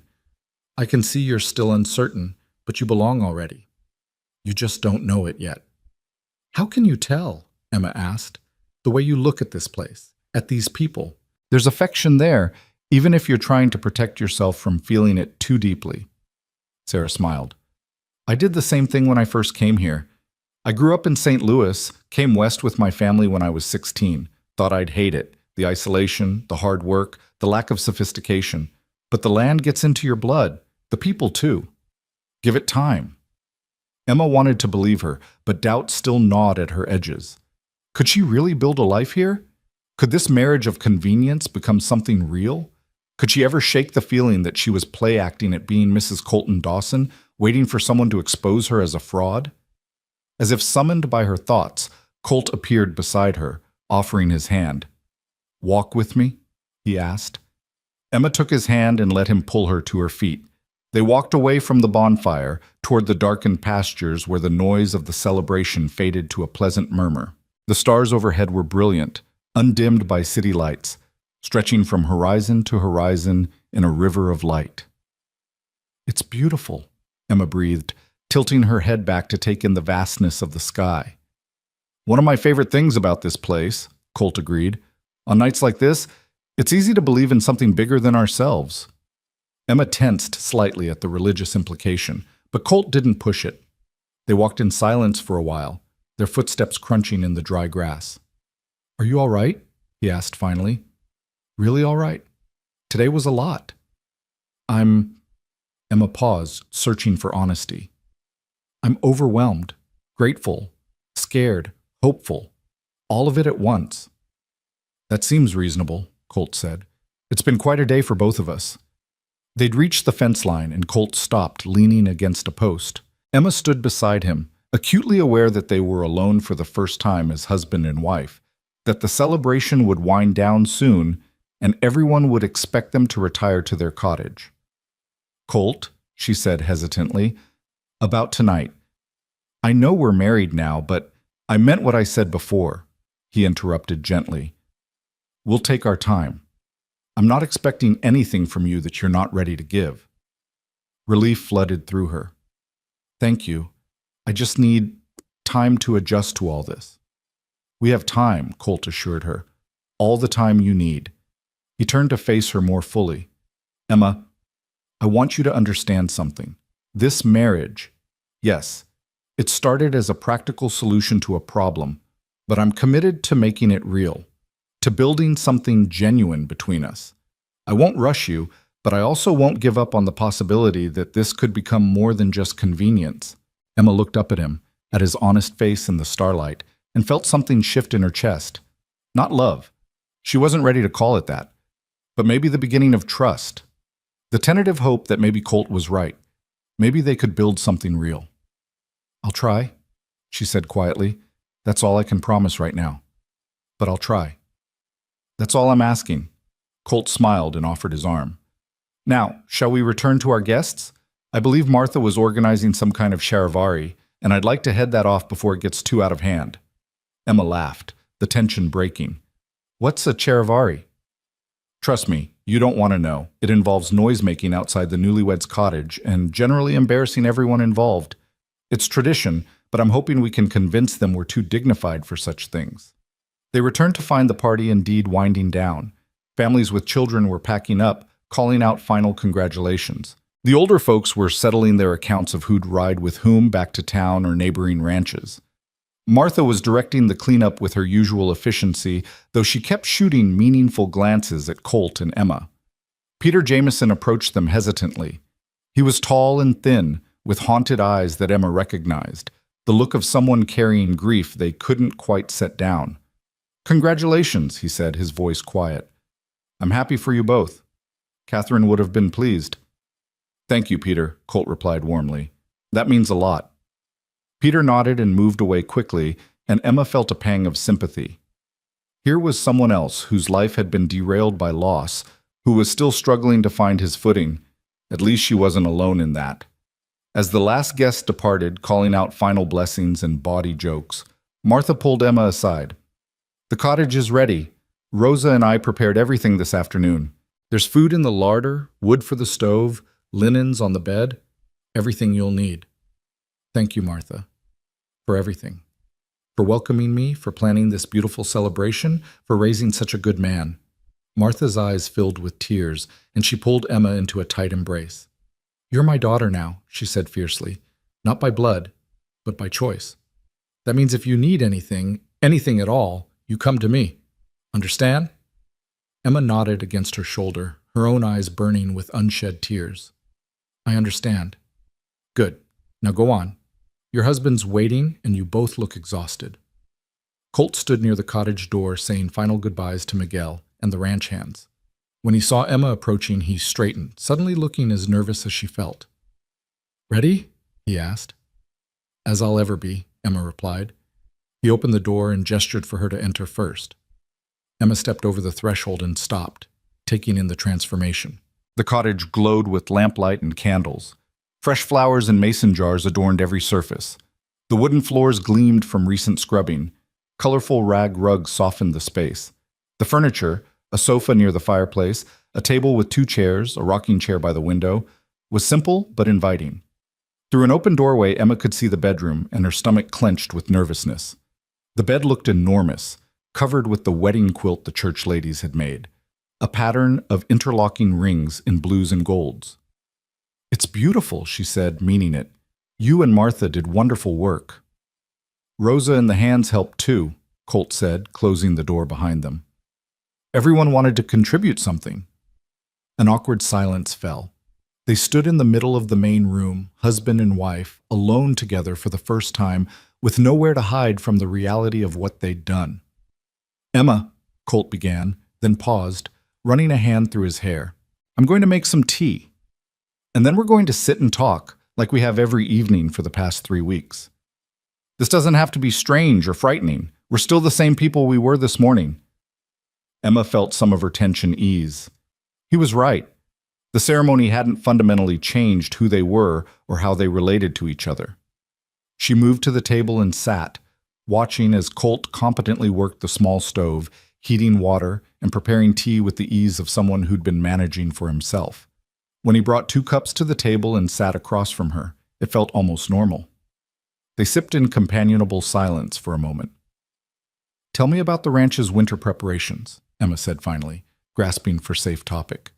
You mentioned you'd need to make some decisions soon about which cattle to keep and which to sell. Colt's face relaxed into relief at the familiar subject, and they spent the next hour discussing ranch business, the economics of winter feeding, the quality of their breeding stock, the repairs needed before the first snow. It was comfortable, engaging, and entirely unsexy, which seemed to suit them both perfectly. Eventually, though, exhaustion caught up with them. Emma found herself stifling yawns, and Colt's eyes were heavy-lidded. We should sleep, he said finally. It's been a long day. Emma's heart rate picked up again. Yes.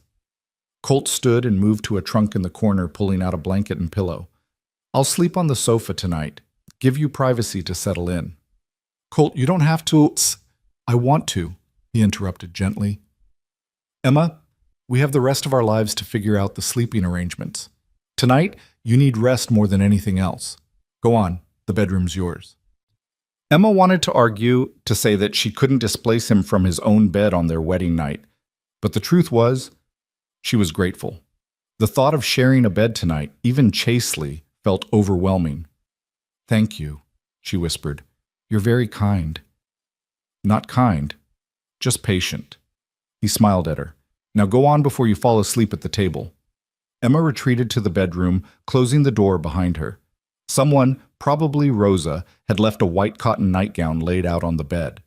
Emma changed quickly, braided her hair, and slipped between the sheets. They smelled of lavender and sunshine, fresh from the line. She lay in the darkness, listening to Colt moving around in the other room, the soft sounds of him banking the fire and settling on the sofa. This was her wedding night. She was married. Tomorrow she'd wake up as Mrs. Colton Dawson and begin navigating this strange new life she'd chosen. But for now, she was simply tired. Tired from the long day, from weeks of stress and uncertainty, from the weight of decisions that couldn't be unmade. Emma closed her eyes and let exhaustion pull her under, her last thought a muddled prayer, not to the God she'd turned away from, but to the universe itself. Please let this work. Please let me not have made another terrible mistake. She woke to morning light streaming through the window and the smell of coffee and frying bacon. For a moment she was disoriented, not recognizing the room or the sounds. Then memory returned in a rush. The wedding. The cottage. Colt sleeping on the sofa. Emma rose and dressed quickly in a simple work dress, braiding her hair with practiced efficiency. When she emerged from the bedroom, she found Colt at the stove, still in yesterday's shirt and pants, his hair standing up in endearing disarray. "Good morning," he said with a smile. "I hope I didn't wake you. I'm not the quietest cook." "You didn't. This smells wonderful." "Don't get too excited. My cooking skills are limited to breakfast and charred meat over a fire. Everything else, we're at Mama's mercy." They ate together at the small table, and Emma marveled at how normal it felt. Not awkward or strange, just two people sharing a meal and discussing the day ahead. Colt needed to ride out to check on the north pasture. Emma wanted to finish reorganizing the supply inventory. They'd both have dinner at the main house with Martha, as had become their custom. "Oh," Colt said as he stood to clear the dishes. "I almost forgot." He walked to a shelf and retrieved a small wooden box. "This is for you. Was going to give it to you yesterday, but with everything happening, it slipped my mind." Emma opened the box to find a simple gold band. Not fancy or ornate, just a smooth circle of polished gold. "Colt, It was my grandmother's," he explained. "Mama gave it to me last week, said it should go to my wife. If you don't like it, we can get something different in town, but..." "It's perfect," Emma interrupted, slipping it onto her finger. It fit perfectly, as if it had been made for her. "Thank you." Colt's answering smile was warm enough to make her heart skip. "You're welcome. Now, I should get to work before Mama sends someone to check on us." After he left, Emma stood in the cottage for a long moment, just taking it in. This was her home now, her space. She ran her fingers over the furniture, the books on the shelf, the colorful pottery Rosa had contributed. It wasn't much by Boston standards, but it was hers. The day passed in the comfortable rhythm of work. Emma spent the morning cataloging supplies, making lists of what they'd need before winter. Martha came by around midday with fresh bread and news that Harold Wainwright had stopped by the main house that morning, demanding to speak with Emma. "I told him you were indisposed," Martha said with satisfaction. "That as a newly married woman you were busy settling into your new home. You should have seen his face when I told him you'd married Colt." "Was he angry?" Emma asked, feeling a twinge of anxiety. "Furious. Turned purple and started blustering about debts and contracts. I told him to take it up with Colt, as your husband was now responsible for any affairs you might have." Martha's smile was fierce. "He left in quite a huff. I don't think we'll be troubled by him again." Emma felt a weight lift from her shoulders. The debt that had hung over her for weeks was finally resolved. She was protected, legally and practically, from Wainwright's schemes. It had cost her her independence, but the price no longer seemed quite so high. That evening, they gathered at the main house for dinner. It was just the four of them: Emma, Colt, Martha, and Rosa, who Martha had insisted join them. They ate roast chicken and potatoes, and Martha regaled them with stories of yesterday's guests and their reactions. "Mrs. Henderson was beside herself with curiosity," Martha laughed. "Kept asking leading questions, trying to find out where you really came from, Emma, and why such a refined lady would end up out here. I told her it was none of her business, but between you and me, having a mysterious background only makes you more interesting to people." "I'm not trying to be mysterious," Emma protested. "My life has just been complicated." "All our lives are complicated, dear," Martha said comfortably. "The trick is deciding which parts to share and which to keep private." After dinner, Colt and Emma walked back to the cottage together under a sky painted orange and pink by the setting sun. The evening air was cool, carrying the scent of sage and distant cattle. "Thank you," Emma said as they reached their door. "For what?" "For handling Wainwright. For protecting me. For making this easier than it had any right to be." Colt stopped, turning to face her. "Emma, you don't need to thank me for basic decency. We're in this together now. Your problems are my problems, and vice versa." "Still," Emma insisted, "you've been kind when you didn't have to be. Patient when others wouldn't be. That matters." Colt reached out slowly, giving her time to pull away, and took her hand. The gold band on her finger caught the last light of day. "You matter," he said simply. "To me, to Mama, to the ranch. You've brought light back to this place, Emma. Don't discount that." Emma felt tears prick her eyes. "I don't feel like I've brought anything but complications." Then your feelings are wrong, Colt said with a gentle smile. Come on, let's go inside. I'll read to you from that Shakespeare book you like while you work on whatever project you've inevitably brought home. And that's exactly what they did. Colt settled in the rocking chair with the book of sonnets while Emma organized her supply lists at the table. His voice was pleasant, if not particularly dramatic, and the familiar words washed over her like a warm bath. It was domestic and comfortable, and nothing like the wedding night she'd once imagined as a young girl reading romance novels in Boston. But it was real, honest, built on respect and kindness rather than passion, and promises neither of them could keep. When Emma finally retired to the bedroom, Colt once again made up the sofa. "Good night, wife," he said with a grin. "Good night, husband," she replied, testing out the word. It still felt strange, but less so than yesterday. That night, Emma slept more soundly than she had in months, and when she woke in the morning to the sound of Colt singing off-key in the kitchen, she found herself smiling despite herself. Maybe this would work after all. The weeks blurred into months with a rhythm that Emma found unexpectedly comforting. Fall deepened into winter, and the Montana landscape transformed under blankets of snow that stretched to the horizon like an ocean frozen in time. The ranch work shifted with the seasons, bringing cattle closer to the barns, breaking ice on water troughs each morning, stockpiling hay and feed for the long, cold months ahead. Emma settled into her role as Colt's wife with more ease than she'd anticipated. The awkwardness of those first nights faded as they established routines that worked for them both. Colt continued sleeping on the sofa without complaint, though Emma noticed he never mentioned it to anyone else, protecting her privacy even from his mother.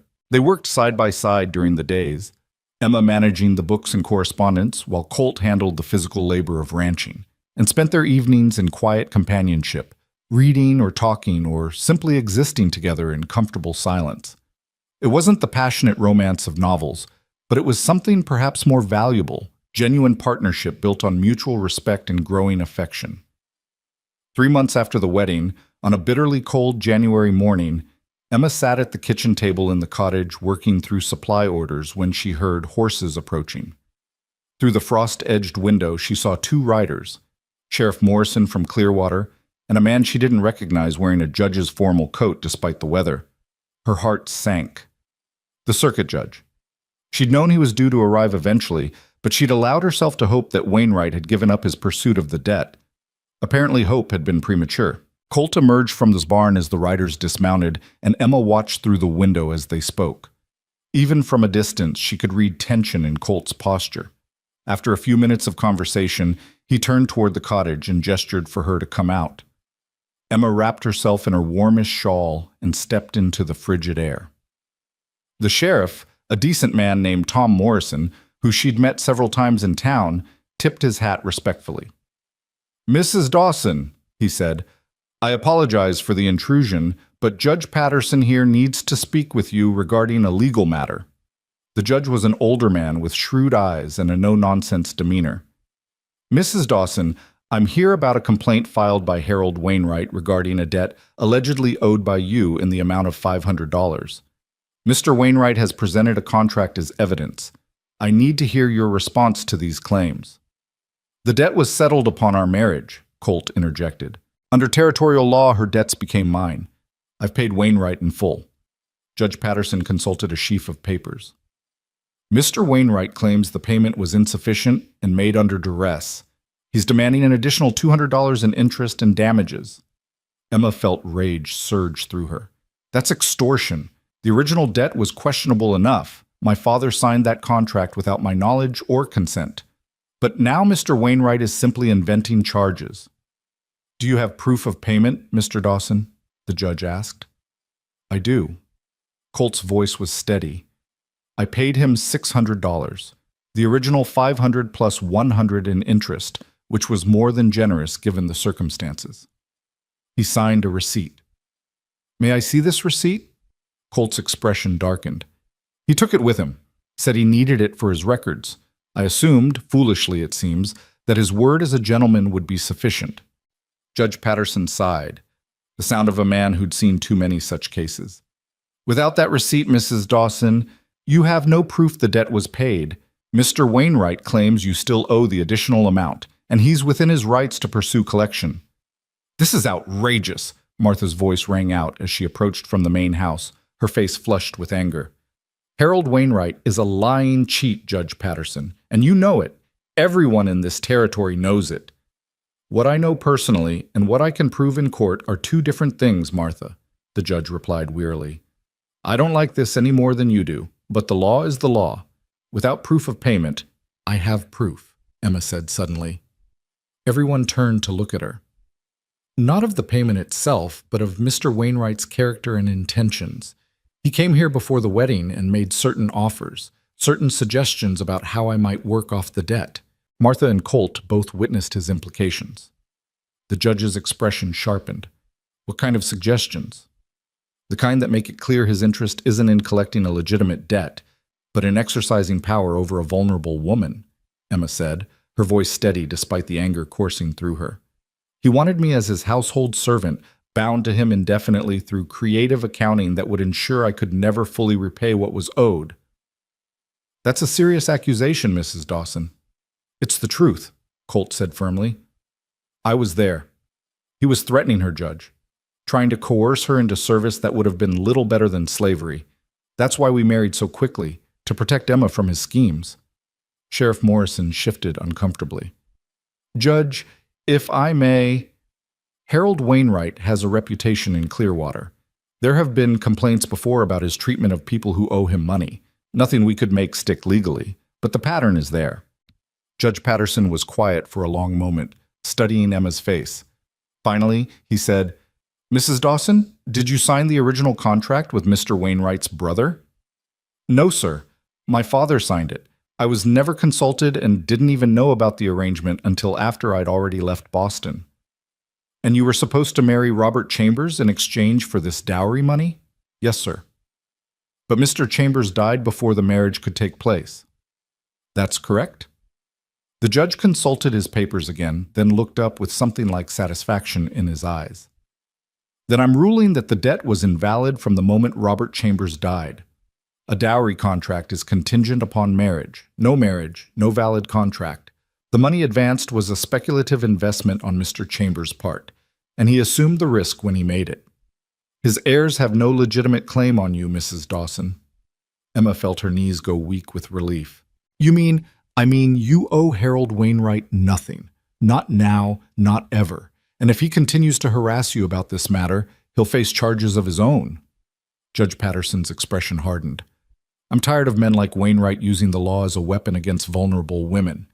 Sheriff Morrison, make sure Mr. Wainwright understands that if he approaches Mrs. Dawson again with these claims, he'll answer to me directly. Yes, sir, the sheriff said with obvious satisfaction. It'll be my pleasure. After the two men rode away, Emma found herself in Colt's arms, shaking with reaction. It's over, she whispered. It's really over. It's over, Colt confirmed, holding her tight. You're free, Emma. Truly free. Martha joined them, wrapping both of them in her embrace. That judge is a good man. Always has been. I'm just glad he saw through Wainwright's lies. That evening, they celebrated quietly in the cottage. Emma felt as though a weight she hadn't fully acknowledged had been lifted from her shoulders. She'd been living under a shadow these past months, always half expecting Wainwright to find some new way to threaten her security. Now that shadow was gone, banished by a judge's ruling and the protection of the law she'd once feared would work against her. You know what this means, Colt said as they sat by the fire after dinner. You're not bound to this marriage anymore. The legal protection was the main reason, well, one of the main reasons, you agreed, but now you don't need it. If you wanted to annul the marriage, we could probably find grounds. Emma looked at him sharply. Is that what you want? No, Colt said immediately, then seemed to catch himself. But what I want isn't the point. You should have the choice, Emma. Real choice. Not choice made under duress. Emma was quiet for a long moment, examining her own heart with the same careful attention she gave the ranch ledgers. What did she want? 3 months ago, she would have said freedom, to leave, to start over somewhere new, to rebuild her life without obligations to anyone. But now? I don't want an annulment, she said finally. This marriage, it's become real to me, Colt. Not in the way I once imagined marriage would be, but real nonetheless. You're my partner, my friend. This is my home. Why would I give that up? The expression on Colt's face was worth every moment of uncertainty. Relief and joy and something deeper, something that made Emma's breath catch. I'm glad, he said simply, because I've come to care for you, Emma, more than I probably should, given our agreement. But I can't help it. You've become essential to me. Emma felt her heart beating faster. Essential? Essential, Colt confirmed. He moved from his chair to kneel beside where she sat, taking her hands in his. Emma, I know we married for practical reasons. I know you don't love me, and I'm not asking you to. But I need you to know I'm falling in love with you. Have been, probably, since the day I found you in that storm. And if you never return those feelings, I'll accept that. But I wanted you to know the truth. Emma felt tears sliding down her cheeks. Colt, You don't have to say anything, he interrupted gently. I'm not asking for declarations or promises. I just wanted you to know where I stand. But Emma was shaking her head. You don't understand. I'm not crying because I don't feel the same. I'm crying because I do, and it terrifies me. Colt went still. You do? I think so. I don't know what love is supposed to feel like anymore. My definition got pretty twisted these past months. But I know that I miss you when you're gone. I know that your happiness matters to me as much as my own. I know that when I imagine the future, you're always in it. Emma reached up to cup his face, feeling the scratch of his evening beard against her palm. If that's love, then yes. I love you. Colt's kiss was different from the chaste peck at their wedding. This was deep and genuine, full of months of restrained emotion finally set free. Emma kissed him back, letting herself feel everything she'd been holding at bay, desire and tenderness and hope, and the terrifying vulnerability of opening her heart again.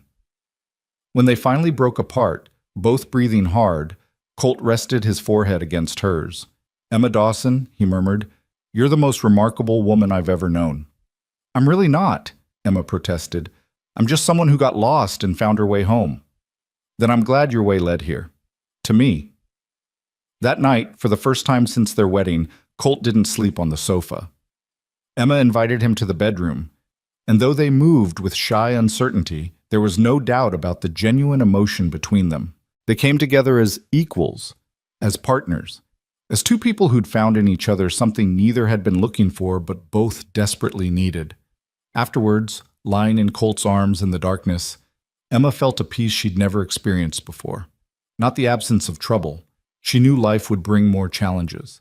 But the deep knowing that whatever came, she wouldn't face it alone. Colt? She whispered. Do you think it's possible to find faith again after losing it? He was quiet for a moment, his hand making lazy circles on her shoulder. I think faith isn't something you find once and keep forever. It's something you lose and find and lose again, over and over.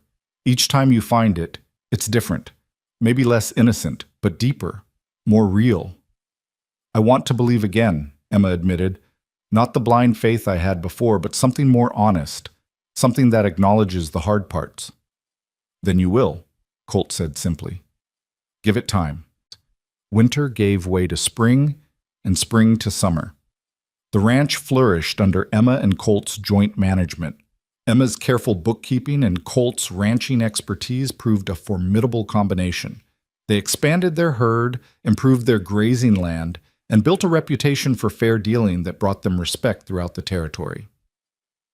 Sarah Jameson became a regular visitor, and Emma discovered the joy of genuine friendship with another woman. They'd sit on the cottage porch while their husbands discussed cattle. Peter had finally begun courting again, a sweet girl from town named Lucy, and talk about everything from books to recipes to the complex emotions of building lives in harsh country. Martha remained a constant presence, but as Emma grew more confident, their relationship evolved from protective mother and vulnerable daughter to something more like equals.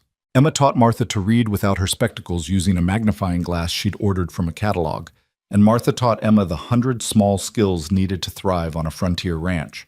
Emma never did fully recover the faith of her youth, that innocent certainty that God had a plan and everything would work out. But she found something else, something perhaps more valuable. She found faith in people, in community, in the daily work of showing up and trying and building something meaningful from whatever materials life provided.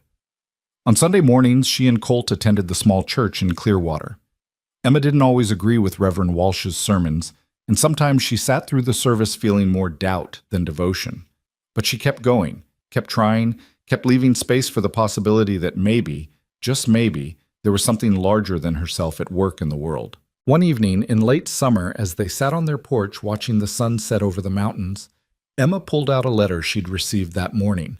It was from her father, his first response to the letters she'd been sending him every few months. "What does he say?" Colt asked, seeing her hesitation. Emma unfolded the thin paper and read aloud.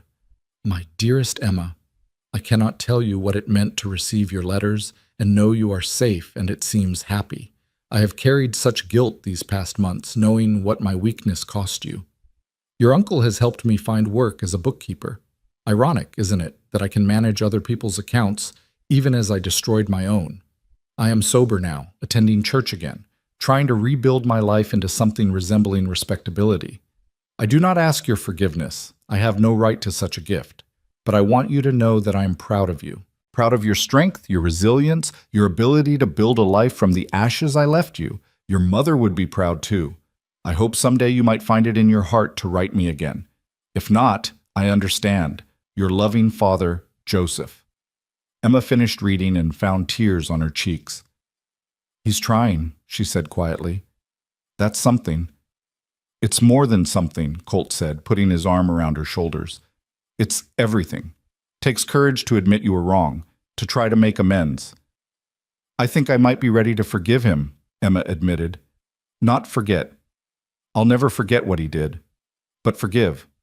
Let go of the anger. It's exhausting carrying it around." "Then forgive him," Colt encouraged. "For your sake, not his." Emma wrote back that evening, a longer letter than her previous brief updates. She told her father about the ranch, about Colt and Martha, about the life she was building in Montana. She didn't absolve him of his mistakes, but she did leave the door open for something like reconciliation. It felt like setting down a heavy burden she'd been carrying since Boston. As summer turned to fall again, Emma discovered she was pregnant. The realization came with a mix of emotions, joy and fear and wonder and anxiety all tangled together. She told Colt one evening as they prepared dinner together, the words tumbling out in a nervous rush. "You're sure?" he asked, his face cycling through expressions too quickly for her to read. "As sure as I can be. I've missed 2 courses and I've been sick in the mornings. Rosa says those are the signs." Colt's face broke into the widest smile she'd ever seen. He picked her up and spun her around, laughing with pure joy. "We're having a baby! Emma, we're having a baby!" His enthusiasm was infectious, and Emma found her own anxiety melting into excitement. "We're having a baby," she repeated, testing the words. "I'm going to be a mother." "And I'm going to be a father." Colt set her down carefully, suddenly treating her like she was made of glass. "Are you happy? I know this is fast, we've only been married a year, but are you happy?" Emma thought about it, really examined her feelings. A year ago, she would have been terrified. But now, with the ranch prospering and her marriage strong and a community around her, she found she was genuinely excited. "I'm happy," she said and meant it. "I'm really, truly happy." Martha cried when they told her, tears of joy streaming down her weathered face. "A grandchild," she kept saying. "I'm going to be a grandmother. Oh, Samuel would be so pleased. And Catherine, she always wanted to be an aunt." The pregnancy progressed smoothly through the fall and into winter. Emma continued working on the ranch books until she grew too uncomfortable to sit at the desk for long periods. The community rallied around her. Sarah organized a quilting bee to make baby blankets. Rosa taught her about caring for infants, and Martha prepared the small room off the main bedroom as a nursery. Colt became even more protective, hovering constantly until Emma had to gently remind him that women had been having babies since the beginning of time, and she was quite capable of managing. But she found his concern endearing, this strong man reduced to nervous excitement by the prospect of fatherhood. In late March, as winter began its grudging retreat, Emma went into labor. It was long and difficult, nearly 20 hours of pain that had her cursing and crying and begging for relief. But Martha and Rosa stayed with her throughout, coaching her through contractions, wiping her face with cool cloths, assuring her that she was doing well, even when Emma was certain she was dying. Colt paced outside the bedroom door, occasionally calling in to ask if Emma was all right, if she needed anything, if there was anything he could do. The helplessness in his voice would have been funny if Emma hadn't been in so much pain. Finally, as dawn broke over the mountains, Emma gave birth to a healthy baby boy. He came into the world screaming his displeasure, and Emma had never heard a more beautiful sound. When Rosa placed him in her arms, cleaned and wrapped in one of the hand-quilted blankets, Emma felt something shift in her chest, a love so fierce and immediate it took her breath away. "He's perfect," she whispered, studying his tiny features. He had Colt's nose and what looked like it might be her father's chin. His eyes, still that cloudy newborn blue, blinked up at her with unfocused curiosity. "Can I come in?" Colt's voice from the doorway, tentative and hopeful. "Come meet your son," Emma said, smiling through exhausted tears. Colt entered slowly, his eyes fixed on the bundle in Emma's arms. When he got close enough to see the baby's face clearly, he stopped breathing. "Emma," he whispered, "look what we made." "I know," she replied. "Isn't he beautiful?" Colt reached out with one finger to touch the baby's tiny hand, and the infant's fingers closed around it reflexively. Something in Colt's expression crumbled, and he sank to his knees beside the bed, overcome with emotion. "Thank you," he said, his voice thick with tears. "Thank you for this, for him, for everything you've given me." "We made him together," Emma reminded him gently. "This miracle is ours, Colt." They named him Samuel Joseph, Samuel for Colt's father, Joseph for Emma's. It felt like a bridge between their pasts and their future, honoring where they'd come from while claiming who they were becoming. The years that followed were full of the small joys and large struggles that make up a life. They had 2 more children, a daughter named Catherine Rose and another son they called James. The ranch continued to prosper. They weathered droughts and hard winters, market fluctuations, and the occasional crisis, but they weathered them together. Emma never did fully return to the unquestioning faith of her youth, but she found something better, a mature faith that could hold doubt and certainty together, that acknowledged suffering while still believing in grace, that saw God not as a distant judge, but as present in the everyday acts of love and kindness that knitted their community together. She kept her mother's Bible, now worn from use, and read it most mornings before the children woke. Sometimes the words brought comfort, sometimes they brought questions, but she kept reading, kept searching, kept leaving space for mystery and wonder in her understanding of the divine. On their 20th wedding anniversary, Colt presented Emma with a leather-bound journal. Inside, in his careful handwriting, so much improved from those early ledger entries, he'd written something that brought tears to her eyes. "My dear Emma," it read, "20 years ago, I found you kneeling in the mud, saying goodbye to God. Some call it luck that I came along when I did. I call it providence. You were the answer to a prayer I didn't know I'd made. You've brought light and love and laughter into my life. You've given me children and partnership and the kind of deep companionship that makes every day an adventure. Thank you for taking a chance on a broken cowboy. Thank you for building this life with me. Thank you for being exactly who you are. All my love, always, Colt." Emma read it through tears, then looked up to find her husband watching her with those same blue eyes that had first found her in the storm.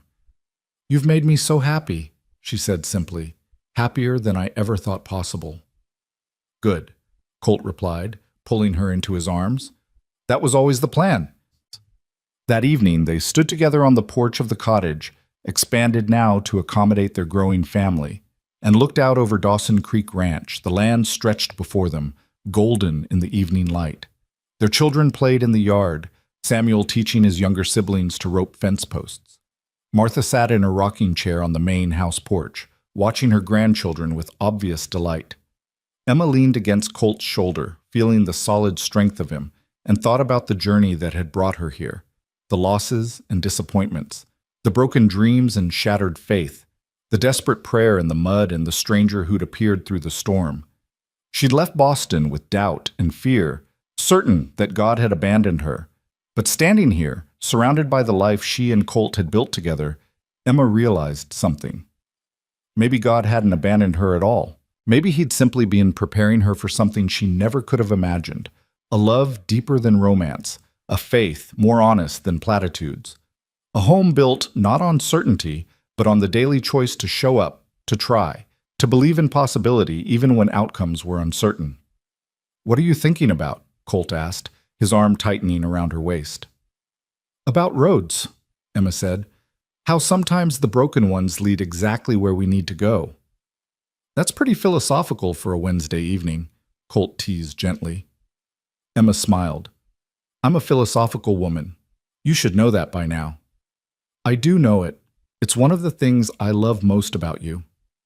As the sun set behind the mountains, painting the sky in shades of gold and crimson, Emma felt a sense of peace settle over her like a blessing. This was grace, she realized. Not the absence of pain or the guarantee of easy answers, but the presence of love and community and purpose, even in the midst of difficulty. She had come to Montana Territory expecting to find a husband she'd never met and build a life according to someone else's plan. Instead, she'd found herself, found her strength, found a partner who saw her not as property or obligation, but as an equal, a companion, someone worth cherishing. And maybe, just maybe, she'd found God again too. Not the God of her childhood certainty, but something truer, a presence in the laughter of her children, in the warmth of her husband's embrace, in the daily work of loving and being loved, in the mercy of second chances and the grace of new beginnings. The broken road had led her home, not to the place she'd intended, but to the place she belonged. And that, Emma decided as she watched her children play and felt Colt's steady heartbeat against her shoulder, was better than any plan she could have made for herself. Sometimes the greatest blessings come wrapped in the most unexpected packages. Sometimes faith isn't found in certainty, but in the courage to keep walking even when you can't see the path. Sometimes love grows not from passion, but from the patient work of two people choosing each other, again and again, through all the seasons of a shared life. Emma Sinclair, now Emma Dawson, had learned all these truths on the hard roads between Boston and Montana Territory.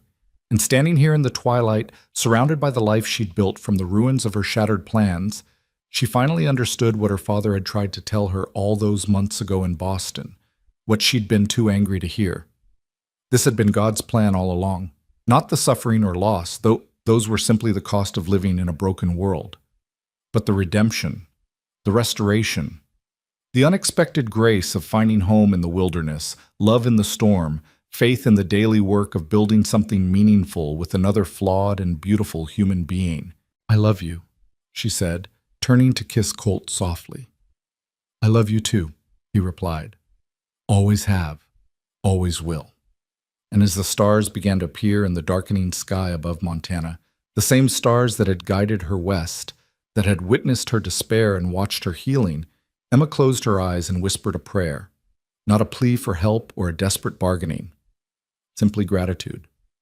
Thank you for the broken road, for the storm, for the cowboy who found me, for this life, this love, this home. Thank you for not giving up on me, even when I gave up on you. Thank you for leading me exactly where I needed to be. The words felt right in a way her prayers hadn't for a long time. Honest, real, full of hard-won wisdom and genuine appreciation. Faith, Emma had learned, wasn't about never doubting. It was about continuing to seek even in the midst of doubt, about leaving space for mystery while still showing up for the concrete work of living, about believing that love, human and divine, could redeem even the most broken situations. She had lost her faith on the road to Montana, but she had found something better, a faith tempered by fire, stronger for having been tested, flexible enough to hold both questions and convictions. And she had found love, real, honest, imperfect love with a man who saw her completely and chose her anyway, who had taken her hand in the storm and never let go. That was grace enough for any lifetime. As they turned to go inside, calling the children in for supper, Emma looked back one more time at the land stretching out to meet the sky. Tomorrow would bring new challenges. The work of ranching never ended. Children would test boundaries, crops might fail, cattle could sicken, money might grow tight. But whatever came, she would face it with Colt beside her, with Martha's wisdom to guide them, with a community that had claimed her as their own, and with a faith that could bend without breaking. The mail-order bride who had lost everything had found what she needed most. Not in the destination she'd planned, but in the detour she'd never expected. Not in certainty, but in trust. Not in independence, but in partnership. And in a cottage on the wide Montana plains, under a sky full of stars, Emma Dawson finally felt complete. Finally felt home. Finally felt found.